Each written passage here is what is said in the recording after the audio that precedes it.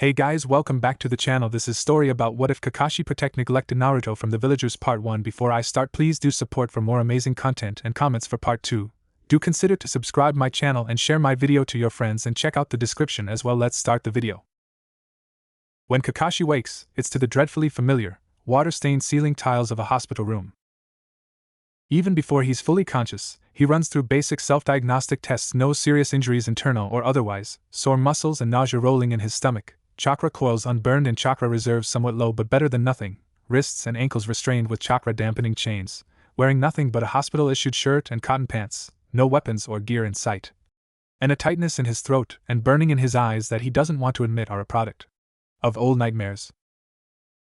The smell of antiseptic stings his oversensitive nose and the bright whiteness of everything is eye-watering, but he manages not to panic and instead focuses outwards with more effort, relying less on sharpened instincts and ingrained reflexes to assess his surroundings. The hustle and bustle of a big city are background noise to the heartbeats and footsteps that periodically pass by his hospital door. A glance outside and a whiff of fresh air streaming from a crack in the window tell him enough that he is in Konoha, or a very good genjutsu of one. He's still testing the room with subtle spikes of chakra, and on a higher floor of the main shinobi hospital in the heart of the village. He ignores the strange, lingering scent of incense and salt water and spice, can't let himself fall into a trap because it smells suspiciously familiar and like something that will break him if he tries to figure it out. But he already knows, he's not one of the best trackers in the nations for nothing after all, and he's also the best at denial, so guess which one he chooses to be better at now, and so he ignores it. Deems it unimportant but always in the back of his mind. The restraints are easy to slip out of, ridiculously so his mind tells him suspiciously, and so is detecting the almost not there wisps of not chakra but presence he can sense in the outermost reaches of his senses. ANBU, this is a test, it's always a test, but for now he will not answer for what, and comprehension dawns on him when he nears the exit. Seals. Well done seals, by the looks of them, subtly framing the door, and probably window, and etched faintly into the wood with chakra. He doesn't dare prod at them in fear of invoking most likely debilitating consequences, especially if they were made by the person he thinks they were. Years of sporadically taking an interest in Jiraiya's seals and then nearly a decade of riding Minato's coattails have taught him this lesson well. Fortunately, Kakashi has a way around that beneath the eye patch the hospital had so thoughtfully provided him.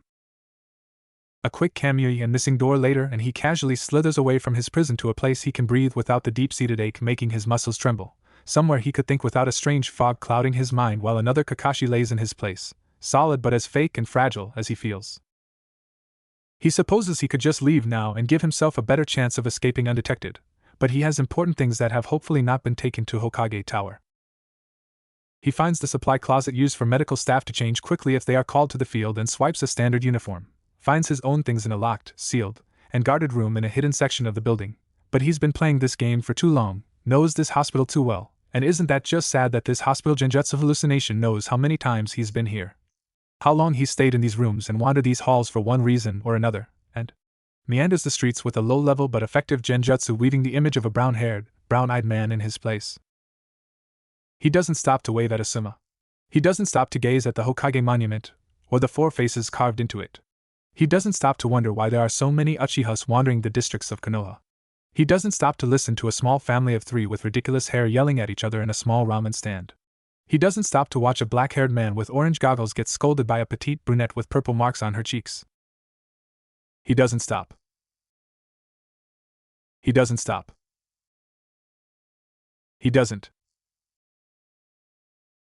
He stops at the memorial stone. It's no bigger or smaller than he remembers, and he does remember, he will always remember, just as glossy and well kept in his memories with wilted flowers and crumbling ashes at the base, but the names are different. A different order in some cases, new names he hasn't carved into his memory and names that haven't yet been carved into stone. The henge fades within the hour, more from lack of care than lack of focus, and 10 minutes later the bushin disappears as well. The resulting, panic spikes of chakra would be amusing if he wasn't sure whether the joke would end in grudging laughter or public execution. It only takes 10 minutes after to feel 3 presences quickly coming his way, intent and strong and alive, and Kakashi has always wanted to apologize to his ghosts, but right now it seems impossible. One gets there first and not a few moments later the other 2 join, and the 3 land on the edges of the training ground, of their old training ground. Kakashi can't tear his eyes away from the memorial however, has always found resolve and guilt in equal measure etched into the stone, but the strength he draws from those feelings fails him now. His nose itches with the long dead sense of incense, salt water, and spice, but he still doesn't look back until a choked Kakashi? He closes his uncovered eye, takes a deep breath, and turns. 3 ghosts stare back. Kakashi has imagined this moment hundreds, realistically thousands, of times, but for some reason it doesn't occur to him that he's never imagined apologizing to them when they look older. He has the Sharingan, and with the blessing curse he is always able to recall their young faces perfectly, even in death, and now it's like he doesn't know what to do when looking at them as they would have should have been if he hadn't been so. They're still staring.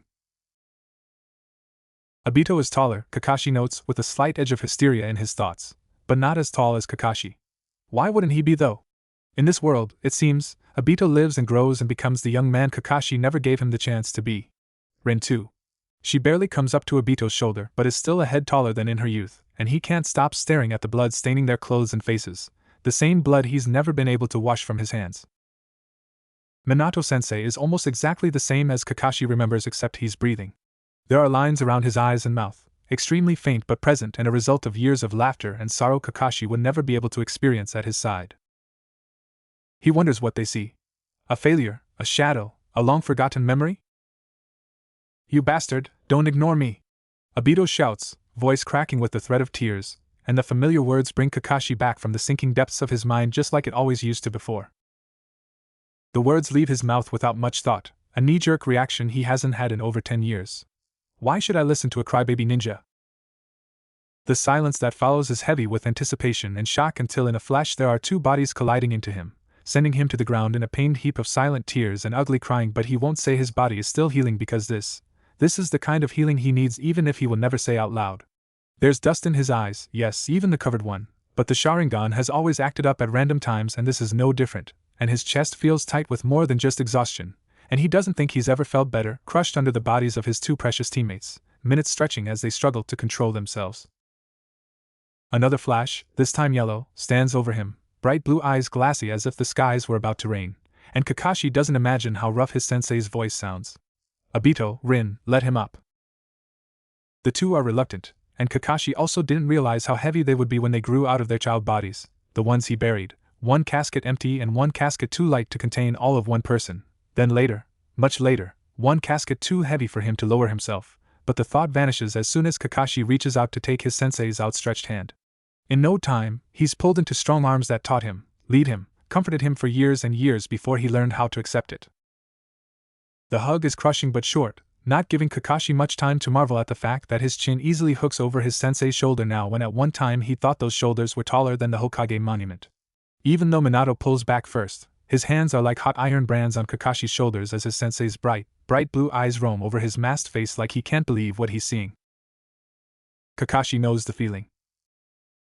"When they brought you in, I didn't think Minato looks lost, so much like the teenage jounin unprepared to take a grieving, genius orphan under his wing, and Kakashi knows this is his fault too. I was so sure they'd be wrong. But Tsunade-sama and Hayashi-san swore that you were real, alive, not some fucked up attempt at recreating the Hataki line, you, and Jiraiya-sensei and Kushina, and I checked the scroll and even had Fugaku-san look it over with his Sharingan, and it's real and..." "Breathe, sensei. You're starting to sound like Obito when he's panicking," Kakashi blandly states, enjoying Minato's sharp, startled laugh. Looking so surprised and pleased it makes Kakashi want to preen, especially with Obito's spluttering and Rin's giggling right beside him. Minato's still smiling, and it looks a little like grieving, but it's not like Kakashi can judge at him, rueful this time. "I should have known you wouldn't stay put in the hospital until we could visit." Obito elbows his way into his like of vision, and for a moment Kakashi sees double, one Obito bloody and young and one not before his sight rights itself, and there's just one Uchiha in front of him. "Yeah, you bastard. You were out for 3 days. Poor Rin was taking care of you the whole time and hurt her neck sleeping in the chair next to you." Kakashi expects Rin to blush and deny it, but she does neither, instead eyeing Obito with a sly smile he doesn't remember her ever wearing. "Are you sure that was me, Obito? I don't snore, and I remember the nurses complaining that the other patients had a hard time sleeping with all the noise in Kakashi's room." "I don't know what you're talking about." Obito gapes at her before turning back to Kakashi, eyes still suspiciously watery while a flush worked its way up his neck, so visible with his pale skin. I didn't. That." They continue to snipe at each other teasingly, Minato watching all 3 of them with an indulgent fondness that Kakashi misses, but the short interaction leaves him feeling off balance. Of course. Of course they would grow up. Of course they would stay together. Of course they would change. His eyes are quick and assessing as he looks at his three teammates again, this time with more light-hardened scrutiny and less rose-colored remembrance, and feels something like the child of loss and envy curl in his chest at the closeness his team shares now without him. Minato is still a fearsome Hokage with Obito and Rin as competent jounin under him, but they are still a team. Kakashi remembers how doggedly Minato had shadowed him after everything, watched over him even with his own grief at losing one then two students, determined not to lose a third, so Kakashi knows the same must have occurred in this world as well. This time, though, Rin hadn't been abducted and killed by her remaining teammate, and Sensei didn't die on the night of his child's birth, and their bonds are tighter than he could have imagined. It's a bit jarring, a bit heartbreaking. But he's never been one for dwelling on negative emotions, rarely felt spite and even rarer resentment. His companions are grief and guilt, and those two take up too much of his time for other things like anger or jealousy to really take root, until recently, until he was assigned a team of 3 that would change his world, and even now those negative, ugly things don't manifest. Despite not living this life with them, Kakashi is above all thankful that they are more or less happy and together. How did you get out of your room, anyhow? Minato asks, head tilting curiously to the side, and something in Kakashi aches to see so much of his student in his sensei. I placed seals on every surface so you wouldn't be able to leave. I didn't want you completely restrained in the bowels of the TNI department, so it was the only way to convince the council you'd be secure. Who, by the way, are going to have my head because of your little stunt. Ugh, the council. Rin rolls her eyes in obvious contempt, and Kakashi is gratified to find he can read her thoughts easily. Obito snorts, you think even your seals could keep Kakashi in the hospital? The same Kakashi that snuck out of there with a broken arm and a fever so high he was actually nice to me at training? Minato almost pouts and Kakashi despairs at the completely un-Hokage-like expression. I put seals everywhere though. And I still want to know what you did with the doorframe, Kashi. Tsunade doesn't like having her hospital damaged like that. His smile turns a little devious when Rin whaps a cackling Obito on the back of the head with a wide grin of her own. So like Naruto and Sakura in that moment, Kakashi can't help but feel warm at the sight even as it causes him pain in equal measure. He taps his highlight, slanted over his scarred eye. I have a few tricks. The air changes, and the 3 jounin can pinpoint the moment their bright like the sun sensei becomes the Fleon-sight Yondaime Hokage. Minato's face is almost grave when he looks at Kakashi, and the stinging in his left eye already tells him what this is going to be about. Kakashi, while we were able to prove that you're you, just from a different place, we couldn't explain why you have the Sharingan. Obito and Rin say nothing, expressions dropping from their elated teasing to something more professional but not quite, and Kakashi looks back at the memorial stone he spent his life apologizing to. He sighs, a sound that feels as heavy as it sounds, and gestures for them to sit in the green grass of their old training grounds. Get comfortable. I have a long story to tell. Again. It's as easy as talking to the memorial stone. As he speaks, they stay quiet, as silent as the grave behind him, but unlike the memorial stone, they watch him with rapt attention. Here, he can't lie, can't bring himself to weave half-truths and embellished tales when these 3 deserve all the honesty he can muster no matter how much everything he's learned has taught him to do the opposite. The story is longer, too, much longer than any other he's told to their headstones, and so it comes out as a sad, tragic story that has no business being spoken aloud. And as familiar as his apologies are, this time he feels raw when he finishes, like someone took a rusted kunai and roughly cut him open, scraping everything out in slow drags. His teammates look no better. Obito had gotten sick exactly twice and Rin wouldn't stop crying halfway through. He doesn't remember Minato ever looking so pale. He doesn't tell them everything, of course. They more know of his past, his father, they know everything up to the events of the Canopy Bridge where their paths diverge. Here, he is the empty casket because it was him that pushed Obito out of the way of the boulder, his lower body crushed and bleeding out slowly in front of them, slipping away even as Rin pushed herself to exhaustion trying to keep him awake, keep him alive despite the fact that in the end it was he who was left to rot behind enemy lines. And how he wasn't there when Rin was abducted because he'd been on trial as a thief and murderer, accused of treason, of being exactly like his father. He tells them exactly how his Mangekyo Sharingan matches Obito's perfectly, low tenor never wavering despite the cracks he can feel spreading in his chest, but he's not given a chance to apologize and beg for forgiveness because Rin throws herself at him in a fierce, bone-crushing hug that leaves him breathless. He tries to calm her teary, hysterical I'm "So sorry, Kakashi-kun, because she has no reason to be sorry, so why is she apologizing when he is the murderer?" But he's never been able to comfort others, has always been one to stay quiet in the face of sorrow, so he just holds her until she stops shaking, until Obito's pale face cracks with an absolving smile, until Minato bows his head in silent prayer. He tells them of his years in A&B where he became less than human, a broken tool that cracked and chipped at every heart he'd crushed, a broken tool that nearly shattered at the death of the Yondaime and his wife. How he'd nearly gone down a dark path with no intention to return, mind poisoned with silky words and warped with promises of justice for his teacher before the Sandaime saved him, from himself and from following a one-eyed thief into the bleak underground. He keeps going despite the tightness in his throat until they know of the possible threat to the Jinchuriki, the potential identities of the Akatsuki, the greatest war the 5 nations will ever know. The grief on their faces is terrible, so terrible, and Kakashi wishes they'd never asked.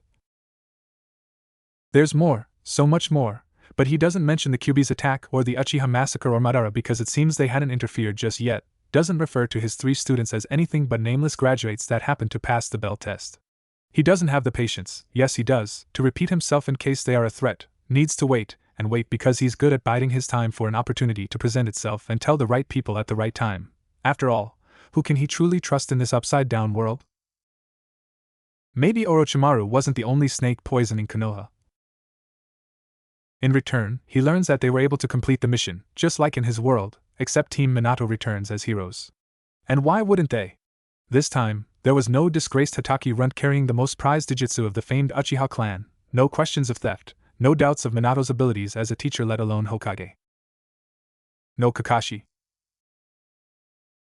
In this world, Obito becomes a Kenjutsu master because right before he died, Kakashi had given him his father's tanto, had asked him to become a hero like the White Fang and protect his precious people, and Kakashi feels a pang in his chest seeing his father's weapon so well loved and cared for on Obito's back.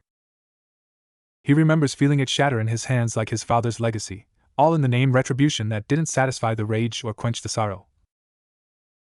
In this world, Rin is scarred by her inability to save her teammate, so she seeks out the greatest healers known and learns as much as she can, determined to never let it happen again. And once more Kakashi is humbled by the sight of the small medipack she'd given him as a jounin present hooked to her hip.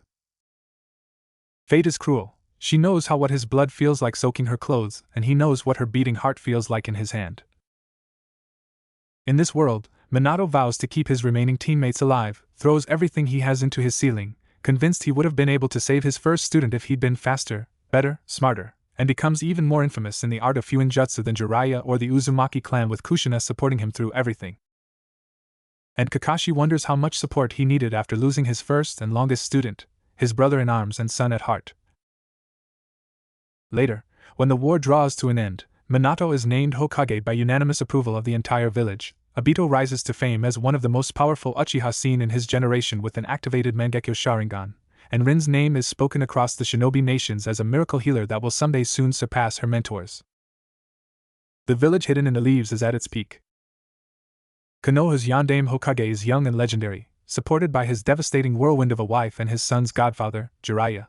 He is backed by 2 powerful students whose names are known across the lands, and the charisma of the Namikaze Uzumaki family are enough to cement the loyalty of all the clans in the village, even somewhat taming the hostility that breasts between the Uchiha and their naysayers. Tentative peace reigns as the Hokage extends treaties of ceasefires to the 5 nations and beyond, starting with the Sand, and the Sandaime Kazekage accepts the Yondaime's olive branch with their alliance succeeding mostly due to their sons who will someday outshine even them. Kakashi, for the first time since waking up, wonders if he is still dreaming. "I never got you a gift." Obito interrupts sheepishly, a bit sadly, as if it was a confession more than an admission. Kakashi waves it off but Sharingan burning in his skull disagrees. "A gift, a curse, details it croons." Actually, Rin interrupts, eyes shining with pride as she looks to Obito, and Kakashi doesn't imagine there's something else there. After what happened, after the war, Obito made sure the Hatake name was brought back to its former glory.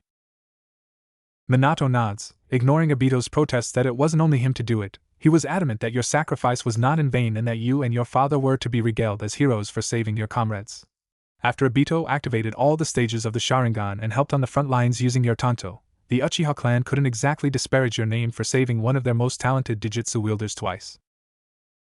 He smiles proudly at Rin next, and Rin made a name for herself as a field medic towards the end, so with her influence as a shinobi capable in both healing and combat, I was able to sway the council's verdict on every team having a competent healer like Tsunade-sama suggested, and the decreased number of deaths have made it a requirement for any team to pass as Chunin.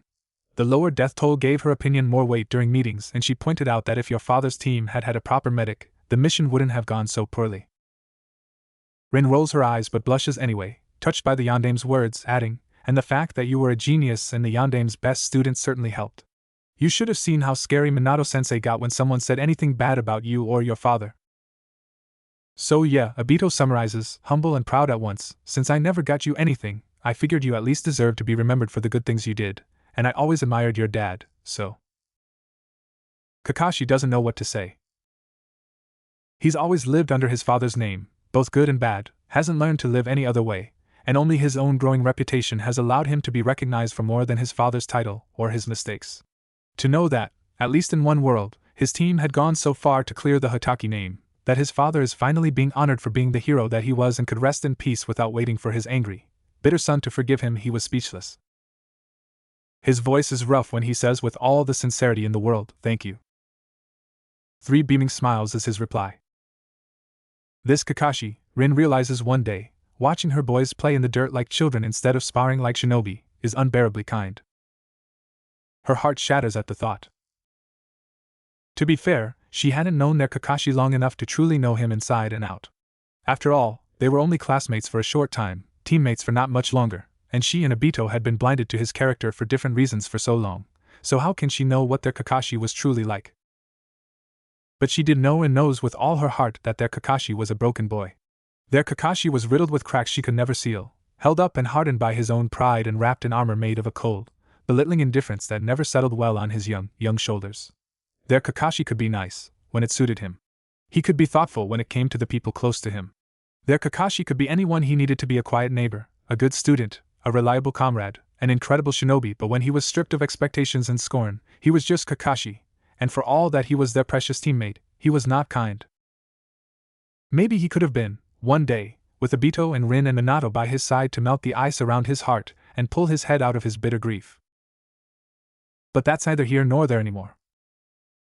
Their Kakashi is dead, and seeing this Kakashi, just as broken but so different, gently guiding an academy student's hand in a kato as Obito rolls in the grass with a few others, Minato watching fondly in the background with children grabbing at the fringes of his flame-edged coat, only reminds her of that fact.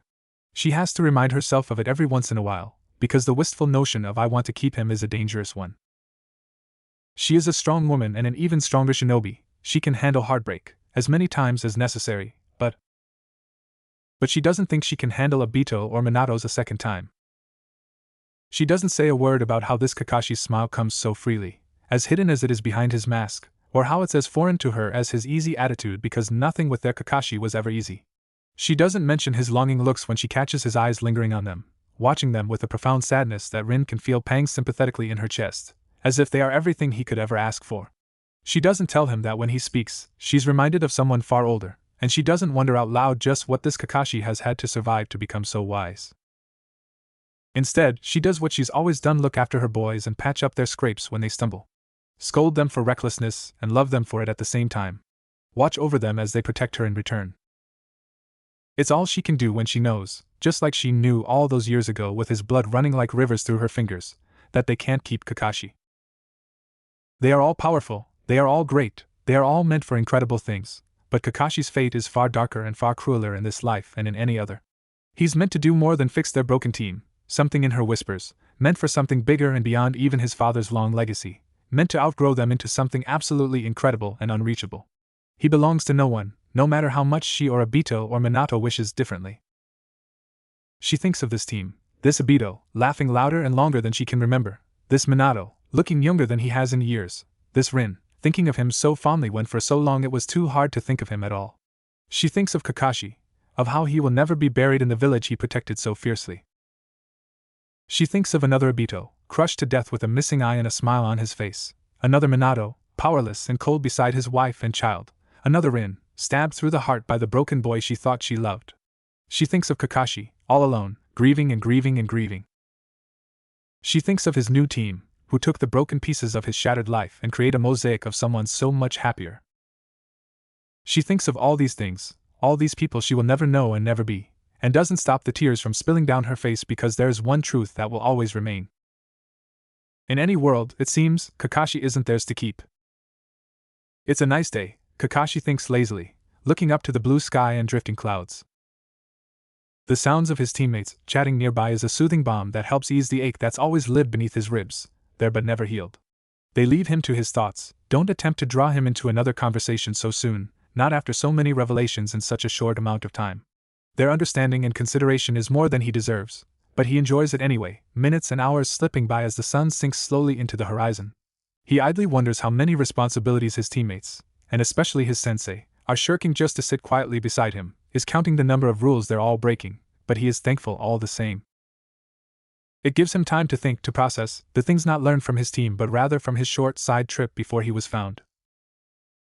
A shinobi without information is a dead one, after all, and he is too good to keep himself from perusing through some of the Hokage's restricted files while a second and third Bushin slip into the library to brush up on Konoha's recent history in the short time between his jailbreak and his discovery at the stone. All the things his team told him matched up to his Bushin's memories, of course, a few details missing that they don't know are important, and a few more added that would never be written in books, forever lost to the ages and carried far away on whispered winds. Kakashi can feel that not all is well in this world, even if the three of his most precious people are sitting in front of him. Even as they chat amongst themselves, content to have him near, something wrong crawls across Kakashi's skin, makes his instincts bristle and itch with restlessness. There is tension in the village, among the citizens and the shinobi, even if they don't realize it. Kakashi thinks he knows what they're waiting for. But first, the wind stirs gently, and Kakashi doesn't need to open his eyes to know Anbu has arrived to collect them. Skirting the edges of his senses for the last few hours, Set had his teeth on edge, but he's glad to see for himself Yugao doing well behind her feline mask, even if she will never know him as more than a dead man. Hokage-sama, the council has requested your presence with Hatake Kakashi. Her even tone nearly brings a reminiscent smile to his face when he remembers her eagerness to be on his team what seemed to be a lifetime ago, but the memory of her silent tears at her lover's funeral is sudden and sobering. Obito and Rin notice the shift in his mood and tense beside him, while Minato is as still as calm waters, observant and quiet. His teacher doesn't sigh as he stands and absently dusts his clothes off, looking regal and powerful even with such simple movements, but it's not hard to see how reluctant Minato is to move and break the tentative peace they've found. Seems we've avoided this for long enough. Obito, Rin, he looks at them expectantly, eyebrow raised and mouth in a grin as if he knows exactly what they're planning with almost imperceivable forced cheer. No eavesdropping. If you have to, you can go bother Kushina until we return. I'm sure she'd love the company and an update. Kakashi stands as well, shaking off the melancholy that seems to cling to every thought and easily hiding the exhaustion racking his body even as Rin eyes him suspiciously and Obito relaxes enough to pout at their exasperated Hokage. He reassures, I'm fine, Rin. I'm just going to stand in a corner while a few politicians talk about me like I'm not there. It's enough to leech away the remaining tension in Rin's shoulders, but Obito's not-so-subtle snickering draws a narrow-eyed glare from him. Minato's secretive smile is enough to raise his hackles a bit as well, but he shrugs it off and follows his teacher, traveling farther and farther away from their old training grounds and pretending it isn't hard to leave his two former teammates behind. He doesn't look at the smooth, porcelain face of his once subordinate again, takes a moment to rein in the turmoil and guilt swimming in his gut, but it's hard. He was the one to introduce her to hate. No wonder Obito looked so smug. Kakashi doesn't really know what to expect at the council meeting aside from the usual huffing and puffing from the older members and disinterest or belligerence from the younger, but he is unprepared to face most of his age mates on top of all of Konoha's clan heads and Minato's advisors how they managed to get Tsunade to step foot into the village barring Naruto winning a bet against her again. He can only guess a certain redhead had a hand in it. There are easily several dozen shinobi stuffed into the large but claustrophobic room, and it's not a mistake that most of the jounin are stationed around the perimeter with Anbu shadowing them while Kakashi is left to face every pair of eyes staring beadily into him. Well, at least he isn't being underestimated. His shoulder twitches, a small movement largely overlooked, and carefully spots 3 root agents among the stationed shinobi. He doesn't react, however, far too used to power plays and politics and mind games like these to let it affect him, especially Danzo's, who stares at him unflinchingly from his perch, and merely enjoys the wide-eyed stares and hushed whispers of his comrades below the humdrum of careless civilians making noise outside the tower. As quiet and discreet as they try to be, as they are in normal circumstances, Kakashi's sensitive ears can easily pick up the words passing between downturned lips. Spitting image of the white fang. Don't believe a word of it, it's completely ridiculous. Didn't think it was true. Possible. It's an illusion or a clever trick, surely. Definitely didn't drink enough before this. Minato rises from his seat, long white and red cloak fluttering with the movement, and Kakashi's chest swells with pride at how an almost reverent hush falls over most of the attendees immediately. His teacher's presence fills the room, as does his warm voice. The council has requested a meeting with everyone here today to clarify the series of events that took place 3 days ago. Kakashi would have been surprised to see Guy, Ebisu, and Enko step up to explain their mission and how they found and brought Kakashi back to Konoha, but he's already read the file and knows the events that took place. Found unconscious just outside the Land of Fire's borders, carrying nothing but his gear with no signs of combat in the area, it was Guy who confirmed his identity, and at any age, the startling resemblance to the long-dead White Fang would never change, and it was him who managed to convince his teammates to bring Kakashi back to the village bound but alive. It seems, no matter where he is, his old friend saves him again and again. He tunes out most of Ebisu's droning voice, mind wandering back to what Minato had told him before getting to the tower. I take it the council has been kept up to date on my status? Kakashi asks blandly, not at all looking forward to seeing that old crow Danzo or his 2 cohorts, Koharu and Hamura. Those 2 had been bad enough even with Sarutobi curbing the worst of their prejudices. Kakashi doesn't want to think what they'll say now without their former teammate to settle them.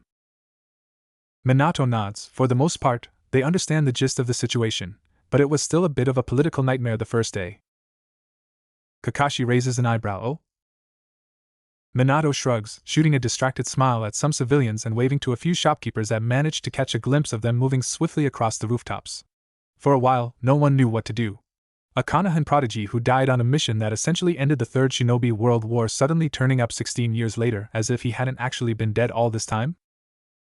So we ran all the tests we could. A biopsy was done on the Sharingan you have and matched to Obito's DNA, and everything down to the last hair matched your records. Tsunadeheim did all the examinations herself. Hayashi-san and Fugaka-san confirmed that there was no Genjutsu and that your appearance wasn't some obscure body transformation Keki-Eigenkai, so that ruled out most subterfuge theories. He winced. Inoichi-san and Ibiki-san did try to go through your head, which might explain your headache waking up. Sorry about that, by the way, and even though they couldn't get much with you unconscious, they agreed you weren't a threat. Yet. So they accepted the explanation that I'm, from a different world. It had taken Kakashi quite a bit of time to come to the conclusion himself, but rationality and pragmatism has never led him astray. What was the saying? If you have eliminated the impossible, whatever remains, however improbable, must be the truth. Besides, he's seen stranger things. Minato looks as doubtful as he feels, not so much accepted as too curious for their own good. It's a miracle they even agreed to this, even if it's just to see and hear for themselves. He doesn't have to strain to hear the stress in Minato's voice. How could he not when he knows, under normal circumstances, he should have been killed or detained in Tianai's basement if not outright by Hokage's orders, then at least by the combined pressures of the council and the clans. How hard had Minato fought in his defense to give him this chance? Kakashi doesn't want to ask if his sensei has considered Orochimaru's experiments, not yet. Instead, he glances at the blonde questioningly. And you didn't wonder if I had just survived the rock slide? Of course I did. Old hurt and even older sorrow darts across his teacher's expression, and it's just another reason why Kakashi hates himself. His teacher's expression clears, but Kakashi's guilt does not. However, there were no signs of trauma due to a severe injury like the one that Kuroham, like the one Rin described, so survival was ruled out. Kakashi steers away from the topic with all the grace of Sai's typical social ability. So a big interrogation is what they decided? Nosy old codgers. Minato barks a laugh and gives him a wry grin. You know how the council likes to know everything. Unfortunately, Ebisu's flowery words come to an end and the spotlight is back on him. Minato nods, turning to address him and the rest of the room. He is stern but not unkind when he instructs. The council and clan heads have questions that they would like to have addressed, and anyone may ask as long as it is relevant, appropriate, and respectful. Yamanaka Inoichi-san and Marino Ibiki-san, heads in the torture and interrogation department, will be scanning your vitals and monitoring your mental state as you speak to ensure we only hear the truth. Do you agree to these conditions? Kakashi's voice is just as solemn as he nods. I do. Do you remember what happened to you? How you got here? It's obvious by here his sensei meant this Konoha. Unfortunately, Kakashi doesn't, and it's disconcerting but useful. I have no recollection of the events that lead up to my discovery, is all he says. because it's true, and despite the suspicious disbelief that colors some of their faces, the lack of Inoichi nor Ibiki-san's disagreement tells them enough. He is telling the truth. He's sure he'll be seeing those two soon, though. Privately. Minato nods, expecting that answer, and continues, "Please state your name and rank." Hatake Kakashi, Jounin. Registration identification number 009720. Ages of promotion: Genin at 5, Chunin at 6, Jounin at 14. Minato raises an eyebrow. Technically, sensei, it's not really a promotion. Minato looks uncompromising, but Kakashi can see him fighting a smile at the cheek. Kakashi relents with a sigh, ANBU at 14, and ANBU captain at 16. It is largely quiet up to this point, but with the revelation of his career in ANBU, the whispers kick up again. To his comrades' credit, none of his former classmates look all that surprised, half probably expecting it, and half too busy staring at him like a ghost. Kakashi expects questions from the clan heads with Minato's allowance, but he is a bit surprised when Inuzuka-tsum, a fierce woman whom he's worked with but never talked to at length, speaks up. "How long were you in ANBU, kid?" Kakashi's eyebrow twitches at that last bit but answers nonetheless. 10 years. The whispers rise and fall once more, and this time there is more incredulity, even in Minato's expression, because while Kakashi told him he'd been in ANBU, he hadn't said a word about why or for how long. A year in ANBU is considered average, 3 years a long career, and very few making it past 5 years.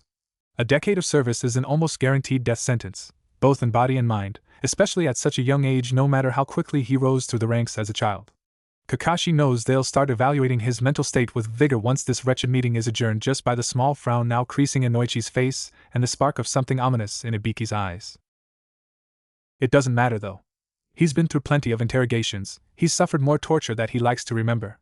He will only tell them what they need to know.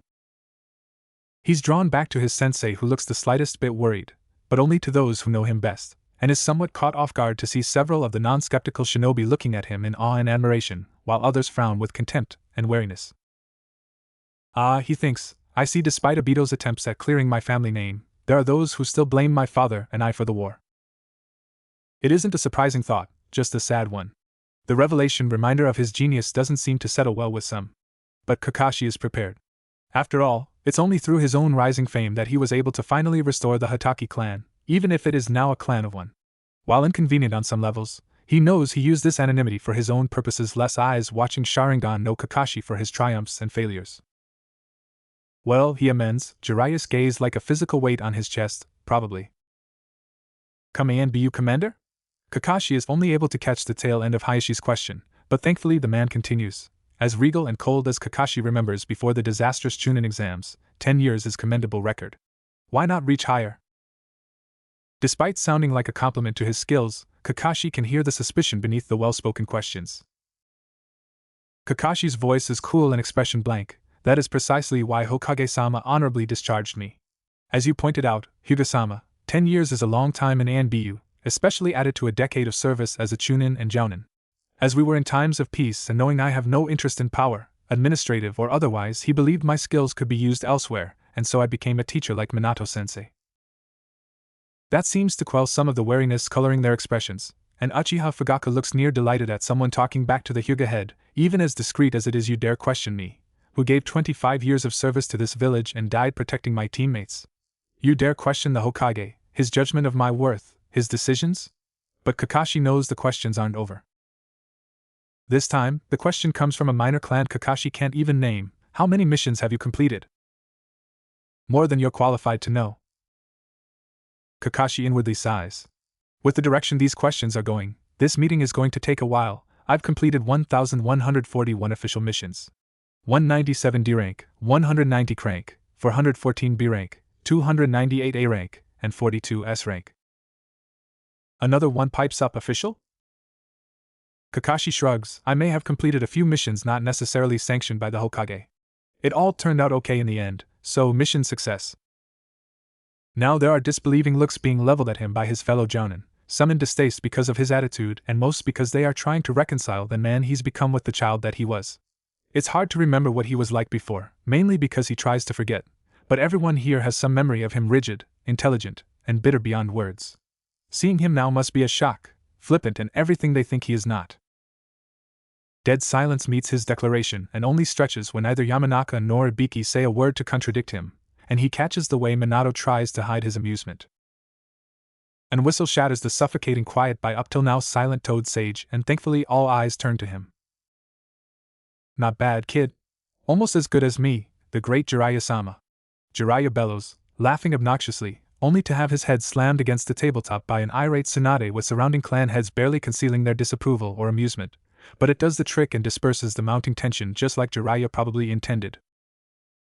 It's a familiar scene that catches him off guard with how nostalgic it is, the mix of recognizing his students and their masters and seeing the great Sannin so lively again.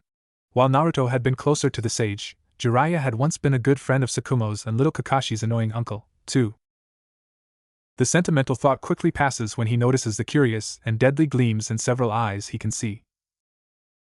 He's in for a long night. When he'd seen that familiar silver hair on an unfamiliar figure in front of the memorial stone, Obito honestly hadn't known what to think. It had seemed so impossible at the time, even after being the first one at the hospital when Minato's message reached him, even after seeing Guy's haunted expression and Kushina's pinched face, even after staring at the unconscious man with wide eyes and building rage for hours on end. It's a trick, a spy, it's not him. Even after every theory was shot down and the impossible became more and more likely, not a trick, not a spy. Still not him. It can't be him, Obito had thought furiously, eyes pricking with the embarrassing sting of tears he hadn't felt in ages because he had better control than that. It couldn't be him because he'd been dead for 16 years and it was Obito's fault, and is this his punishment for failing so miserably? He almost hadn't recognized Rin when he'd seen her at the hospital, talking with Tsunade and looking so much like the heartbroken girl he'd been in love with in their teen years. Strong, beautiful, kind-hearted Rin, reduced to muffled sobs at the imposter's bedside late into the night when she thought no one was watching over her. Because for all that Rin was grounded in reality while he was the one to fly off into dreams, she had hopes and wishes and regrets too, and seeing one of her greatest ones in front of her had seemed to be too much. He'd wanted to hope too. Cammy, he'd wanted to hope. But as much as he'd wanted to believe recklessly as he's wont to do, Uchiha blood still ran hotly through his veins and the insistent burn of suspicion hadn't left him. Whoever this man was, Obito had quietly promised he would make sure the other understood true agony for inflicting this pain on the people he loved. In front of Rin, he'd put on a grin. In front of Minato, he'd held his head high. At the fake's bedside, he'd sat on his hands and tried not to kill him on the spot. How dare you? So it had been as much a surprise to him as it was to the ghostly specter of the late last Hatake when the choked name, Kakashi, fell from his lips, rage fleeing from him in a dizzying rush that left him terrifyingly vulnerable in the silence that stretched between them. He'd nearly clutched his chest to keep his heart from beating too loudly in his ribcage because it had seemed one word, one sound could make the other disappear into the dying sunlight like he was never actually there. And then, miracle of miracles, the man had turned, still solid and real and not fading with accusations in his eyes like Obito always remembered from his nightmares. In that moment, Obito hadn't been able to breathe even as the words had tumbled from his mouth in an angry, heated rush that had ended up cracking pathetically halfway through.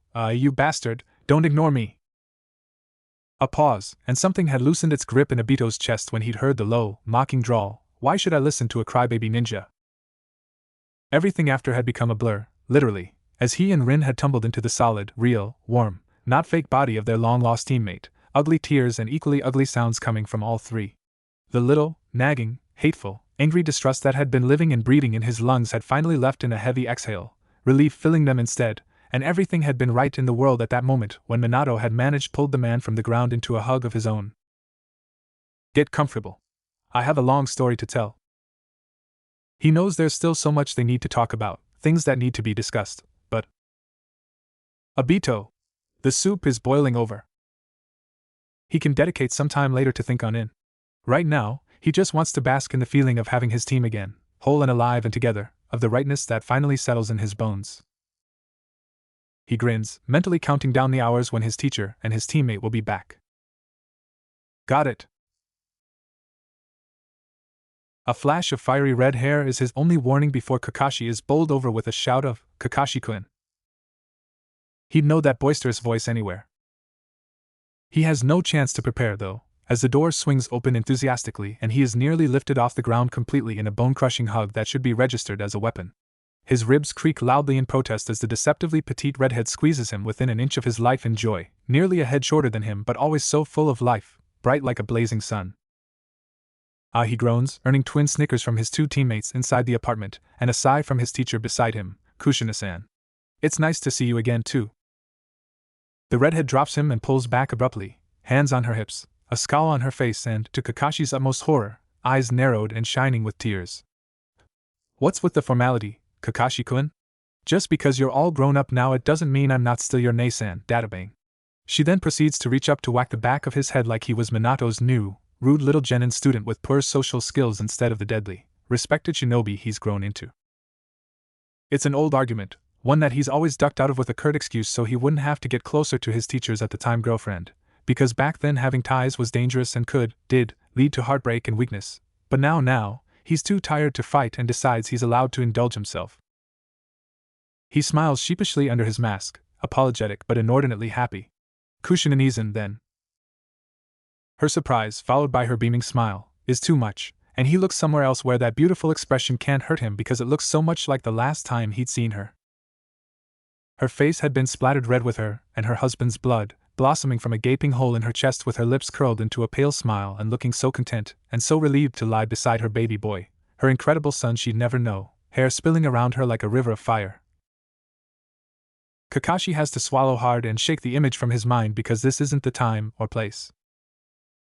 For all the tact that Kushina usually lacks, she must see some of the sorrow slinking across his face like skulking shadows and just turns on her heel to enter the apartment, throwing a, "Hurry up and get inside you too. I have dinner waiting," over her shoulder. Minato makes a sound of complaint. "Kushina, I thought I said we'd be back late, you didn't have to wait up for us." Despite his protest, his eyes shine with fondness and love when he looks at her. Kushina clucked her tongue, unaware of the puppy eyes Sensei was giving her, too busy waving a wooden spoon threateningly at them, and Kakashi is mildly alarmed to see the beginnings of the red-hot habanero about to unleash her fury. None of that.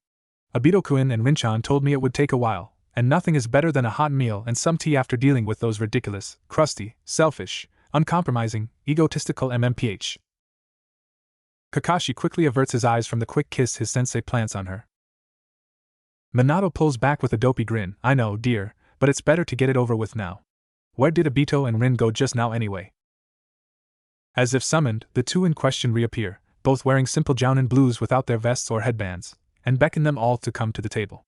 They look soft like this, no less capable but not quite so invulnerable. Normal. Kakashi squashes the completely irrational urge to secure the perimeter to make sure no one can hurt them when they're so open and relaxed. Ignorant to his thoughts, Obito grins. "We were setting up the table, sensei. Come on, let's eat." Kakashi makes a move to step forward but freezes when he smells salt-broiled sori and miso soup with eggplant among the dishes, heart lurching in his chest a little because no one knows that it's his favorite dish besides Kushina, who'd bullied it out of him after a particularly rough mission that left him bedridden in her and Sensei's care for 3 days, but this does not deter his team. He is more or less dragged to the table anyway, squeezed into a seat between his teammates and across from the Namikaze, and he's a little too overwhelmed to do more than comply. Oh, roasted potatoes. My favorite. Obito, don't start eating until everyone has food, it's rude. How was your day, dear? Eventful. Everything looks delicious, as usual. Kakashi feels lost. Sitting here, eating a home-cooked meal with all the people he holds dear, is not a place he's ever imagined for himself, especially as undeserving as he is. But he finds that the guilt and anxiety that normally consumes his thoughts retreats farther and farther back into his mind as Obito and Rin jostle closer, as Kushina shoves more food onto his plate, as Minato complains about the nosy council, as they all bicker and tease each other with a sense of long familiarity and affection. The house is warm and full of laughter with pictures on every surface and clutter on the coffee table, kunai marks on the walls and mysterious stains worn into the wallpaper, an old quilt thrown over the back of the beaten couch and signs of life in every corner. It's a home and it's filled with family. Kakashi hasn't had either of those in a long time. Kushina hums her favorite tune under her breath as she washes dishes, an old song from her home that always lingers gently in her memories even if she can't quite place the name, and doesn't start when Kakashi appears by her side like a graceful shadow even if her heart ticks a beat faster for a moment. She smiles proudly. Little Kakashi has certainly grown into a fine shinobi. "I told you don't need to help, you know. This time, anyways," she says with a teasing grin. He hums, warm tenor, a stark contrast to the sharp alto of his early teens, I seem to remember a certain Hokage's wife trying to beat manners into me as a kid.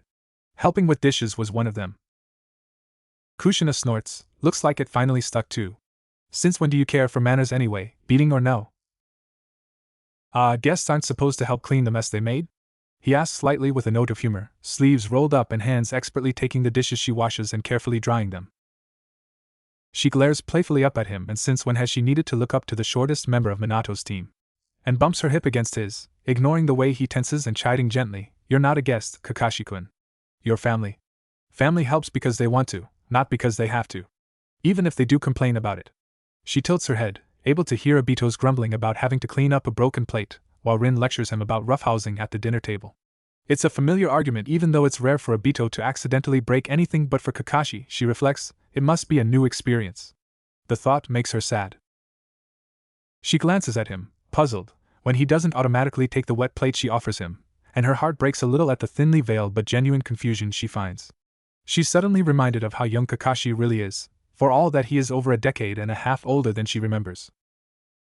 "I see," he says slowly, visible eye unblinking and solemn, and she knows he doesn't, not at all, but she doesn't press because she knows these things take time. She wonders how much time they have. They go back to washing the dishes side by side without another word, but when he begins to quietly hum her melody, she smiles and hums with him. As soon as they are settled with some tea and Kushina's favorite mochi, no one comments when Kakashi takes the only armchair, in the corner and out of reach. Obito fires off the questions that have no doubt been plaguing his mind all day but were kept at bay by Rin's sharp looks. "Hey, so how was the meeting? What kind of stuff did they ask you? Did anyone yell? Did you take off your mask?" Kakashi gives him a flat look. "Horrible, personal, no and no. Thank you, by the way, for warning me beforehand." "Oh wait, you didn't?" Obito grins in delight. Come on Kakashi. I couldn't think of a better prank." "That's evil, Obito-kun," Kushina cackles, "I love it." "Sensei certainly didn't help." Kakashi sniffs. Minato squawks indignantly, "Wait a minute, I can't exactly keep a leash on all of them, can I? It's not my fault they can't take turns like adults. At least they stuck to the don't ask about his world rule, for the most part. And I saved you from an on-floor evaluation by Ibiki." Kakashi pretends he's deaf and Rin laughs. It's probably because they're so bored and this is the most interesting thing that's happened in a while. Obito is practically vibrating with energy, asking with a mouthful of mochi, so, are you gonna start going on missions with us? It's a loaded question, even if Obito probably doesn't mean it to be one. Kakashi doesn't have a good answer for because there are too many things to think about first, uncertainties that he hasn't had time to examine. But before Kakashi can find a suitable answer that won't dampen their good spirits, Minato clears his throat. He thinks his sensei has an excuse to cover for him, but instead Minato's expression is sheepishly guilty, and Kakashi eyes him with suspicion. Actually, about that, Kakashi, even before the meeting began, they agreed that if you passed their psych tests, you would still need to prove your proficiency in all the shinobi arts at a jounin level before they can reinstate you in any capacity, and afterwards you would be under heavily supervised probation until they're convinced without a shadow of a doubt you're you.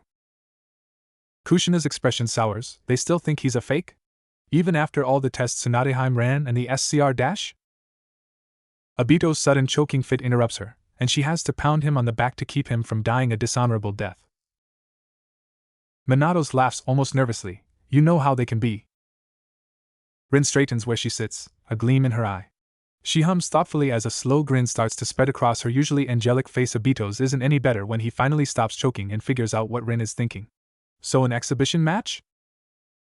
Minato nods and parrots with a smirk of his own, an exhibition match. Kakashi is unsurprised and wholly unimpressed. Minato grins at him. I understand it seems a bit ridiculous, but you can't blame them for their curiosity, can you? The smile brightens with pride, and Kakashi despairs because it seems even after all this time, he's helpless to his sensei's whims. I know you'll do fantastic, Kakashi-kun. Kakashi glowers harder at him. Rin laughs, grinning in excitement. What does that entail, exactly? I'm assuming it's a series of matches to test my level of proficiency in each area of combat. Kakashi theorizes, somehow looking deep in thought and bored. If so, I'll most likely be pitted against Kurenai for Genjutsu, Guy for Taijutsu, Hade for Kenjutsu and weapons, and Obito for the Sharingan. He looks out the window for a moment consideringly. I don't know of any ninjutsu specialist aside from myself, and it's more than likely there will be a team combat exercise to measure my capabilities as a leader and team member. But who they choose for that? I wouldn't know who the best candidates are among the registered shinobi here are. It's likely they'll group me with a pair that already have solid teamwork. Perhaps Kotetsu and Izumo. Chunin rank, Jounin skills, and teamwork comparable to the previous generation of Ino Shikacho. Or maybe Genma's team. Takami is out of the country on a mission. It would make sense for them to place me with Genma and Raider for a higher level mission. Silence follows his explanation, and he looks back to see Obito glaring at him, while Rin smiles, Kushina stares, and Minato beams proudly, unsurprised. What? He asks flatly. Minato's smile doesn't dim, but he narrows his eyes suspiciously, giving him a sly fox-like expression Kakashi usually associates with Kushina or Naruto. I would ask if you broke into my office again. Don't think I didn't notice and looked into the file containing your matchups, but I also know you probably just figured that out on your own.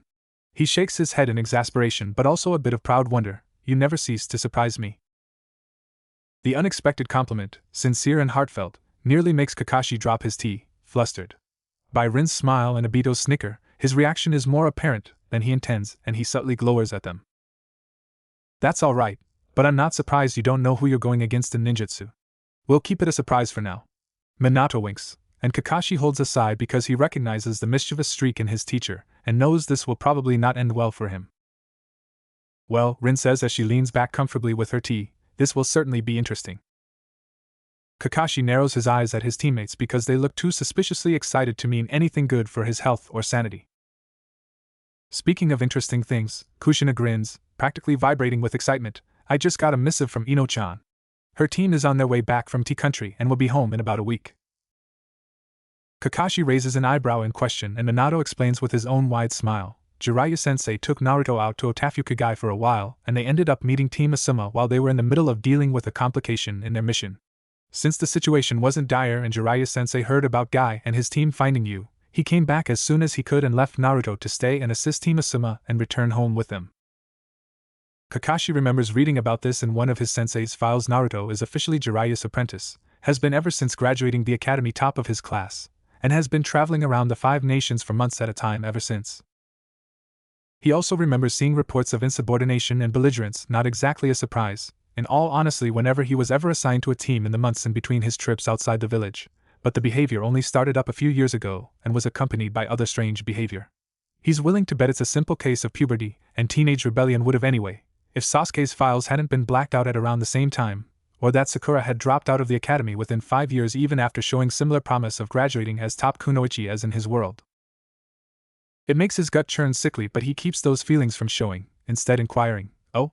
I thought I saw Asuma earlier though. Former Team 10 leading their own missions now?" Minato nods. Yeah, they're all already Chunin and technically aren't Team 10 anymore, so Asuma felt it was alright to let them on a few B ranks by themselves a few months ago. Give Shikamaru-kun a bit of room to grow as a leader. Trying to get him to sign up for the Jounin exams then? Kakashi asks wryly. Trying being the keyword. Rin comments with a laugh. Shikamaru is one of the least motivated but most eligible of his team. A thought strikes him. You and Obito aren't senseis, are you? Rin blinks in surprise before shaking her head with a rueful smile. Oh no, no way.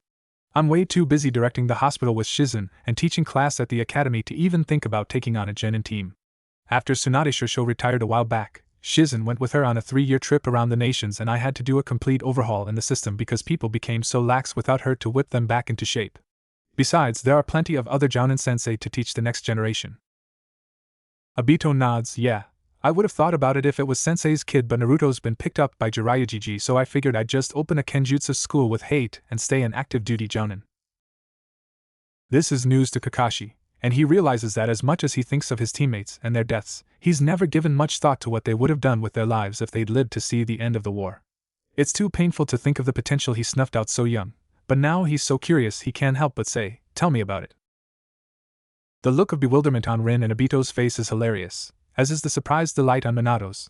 But Kakashi means it, and he can tell his sincerity has thrown them off guard. Rin coughs, pinking in a bit of embarrassment at his genuine interest and the encouragement from Kushina and Obito. Well, after the Canopy Bridge, since Obito was busy mastering your father's Tanto and the Sharingan, I decided to seek out Shusho and became her apprentice with Shizun. Kakashi spends the next few hours listening to his teammates' lives and commits every detail to memory. We figured you'd be a little weirded out living here, so you'll be staying with me, Obito says around a yawn, but there's a touch of insecurity in his tone. 13-year-old Obito would never have offered in the first place, would have shouted in protest until he was blue in the face, made a racket until sensei ordered him to settle down. 13-year-old Kakashi would have flat out said no and walked away. Neither of them are 13 anymore. Alright then, Kakashi nods easily, lead the way. The Namikes wave them off and Rin splits from them halfway to go to her own home with a goodbye and a promise to meet up tomorrow since she has 2 more days of leave, so it's just them running across rooftops at a leisurely pace in companionable silence. They head towards an area Kakashi vaguely recognizes from before Pain's attack, a block of apartments with more civilians than shinobi, close to the market and a good ways away from the Uchiha compound, and wonders if Obito's home is like his personality, bright, cheery, and a chaotic mess. What he sees is completely different than what he expects. Obito welcomes him in almost nervously, standing awkwardly in the middle of his living room and rubbing the back of his neck as he points out the kitchen and dining room as well as the bathroom and 2 bedrooms. He shifts nervously on his feet, as if he's not sure he should offer Kakashi tea or show him personally to the guest room, and Kakashi honestly doesn't know what to do either. It seems, without Sensei or Rin or even Kushina around as a buffer, being in the same room will not be quite as easy as they thought. It's when Obito tells him to stay here and goes to put his gear away that Kakashi realizes why the place feels so strange. The apartment is almost exactly like his.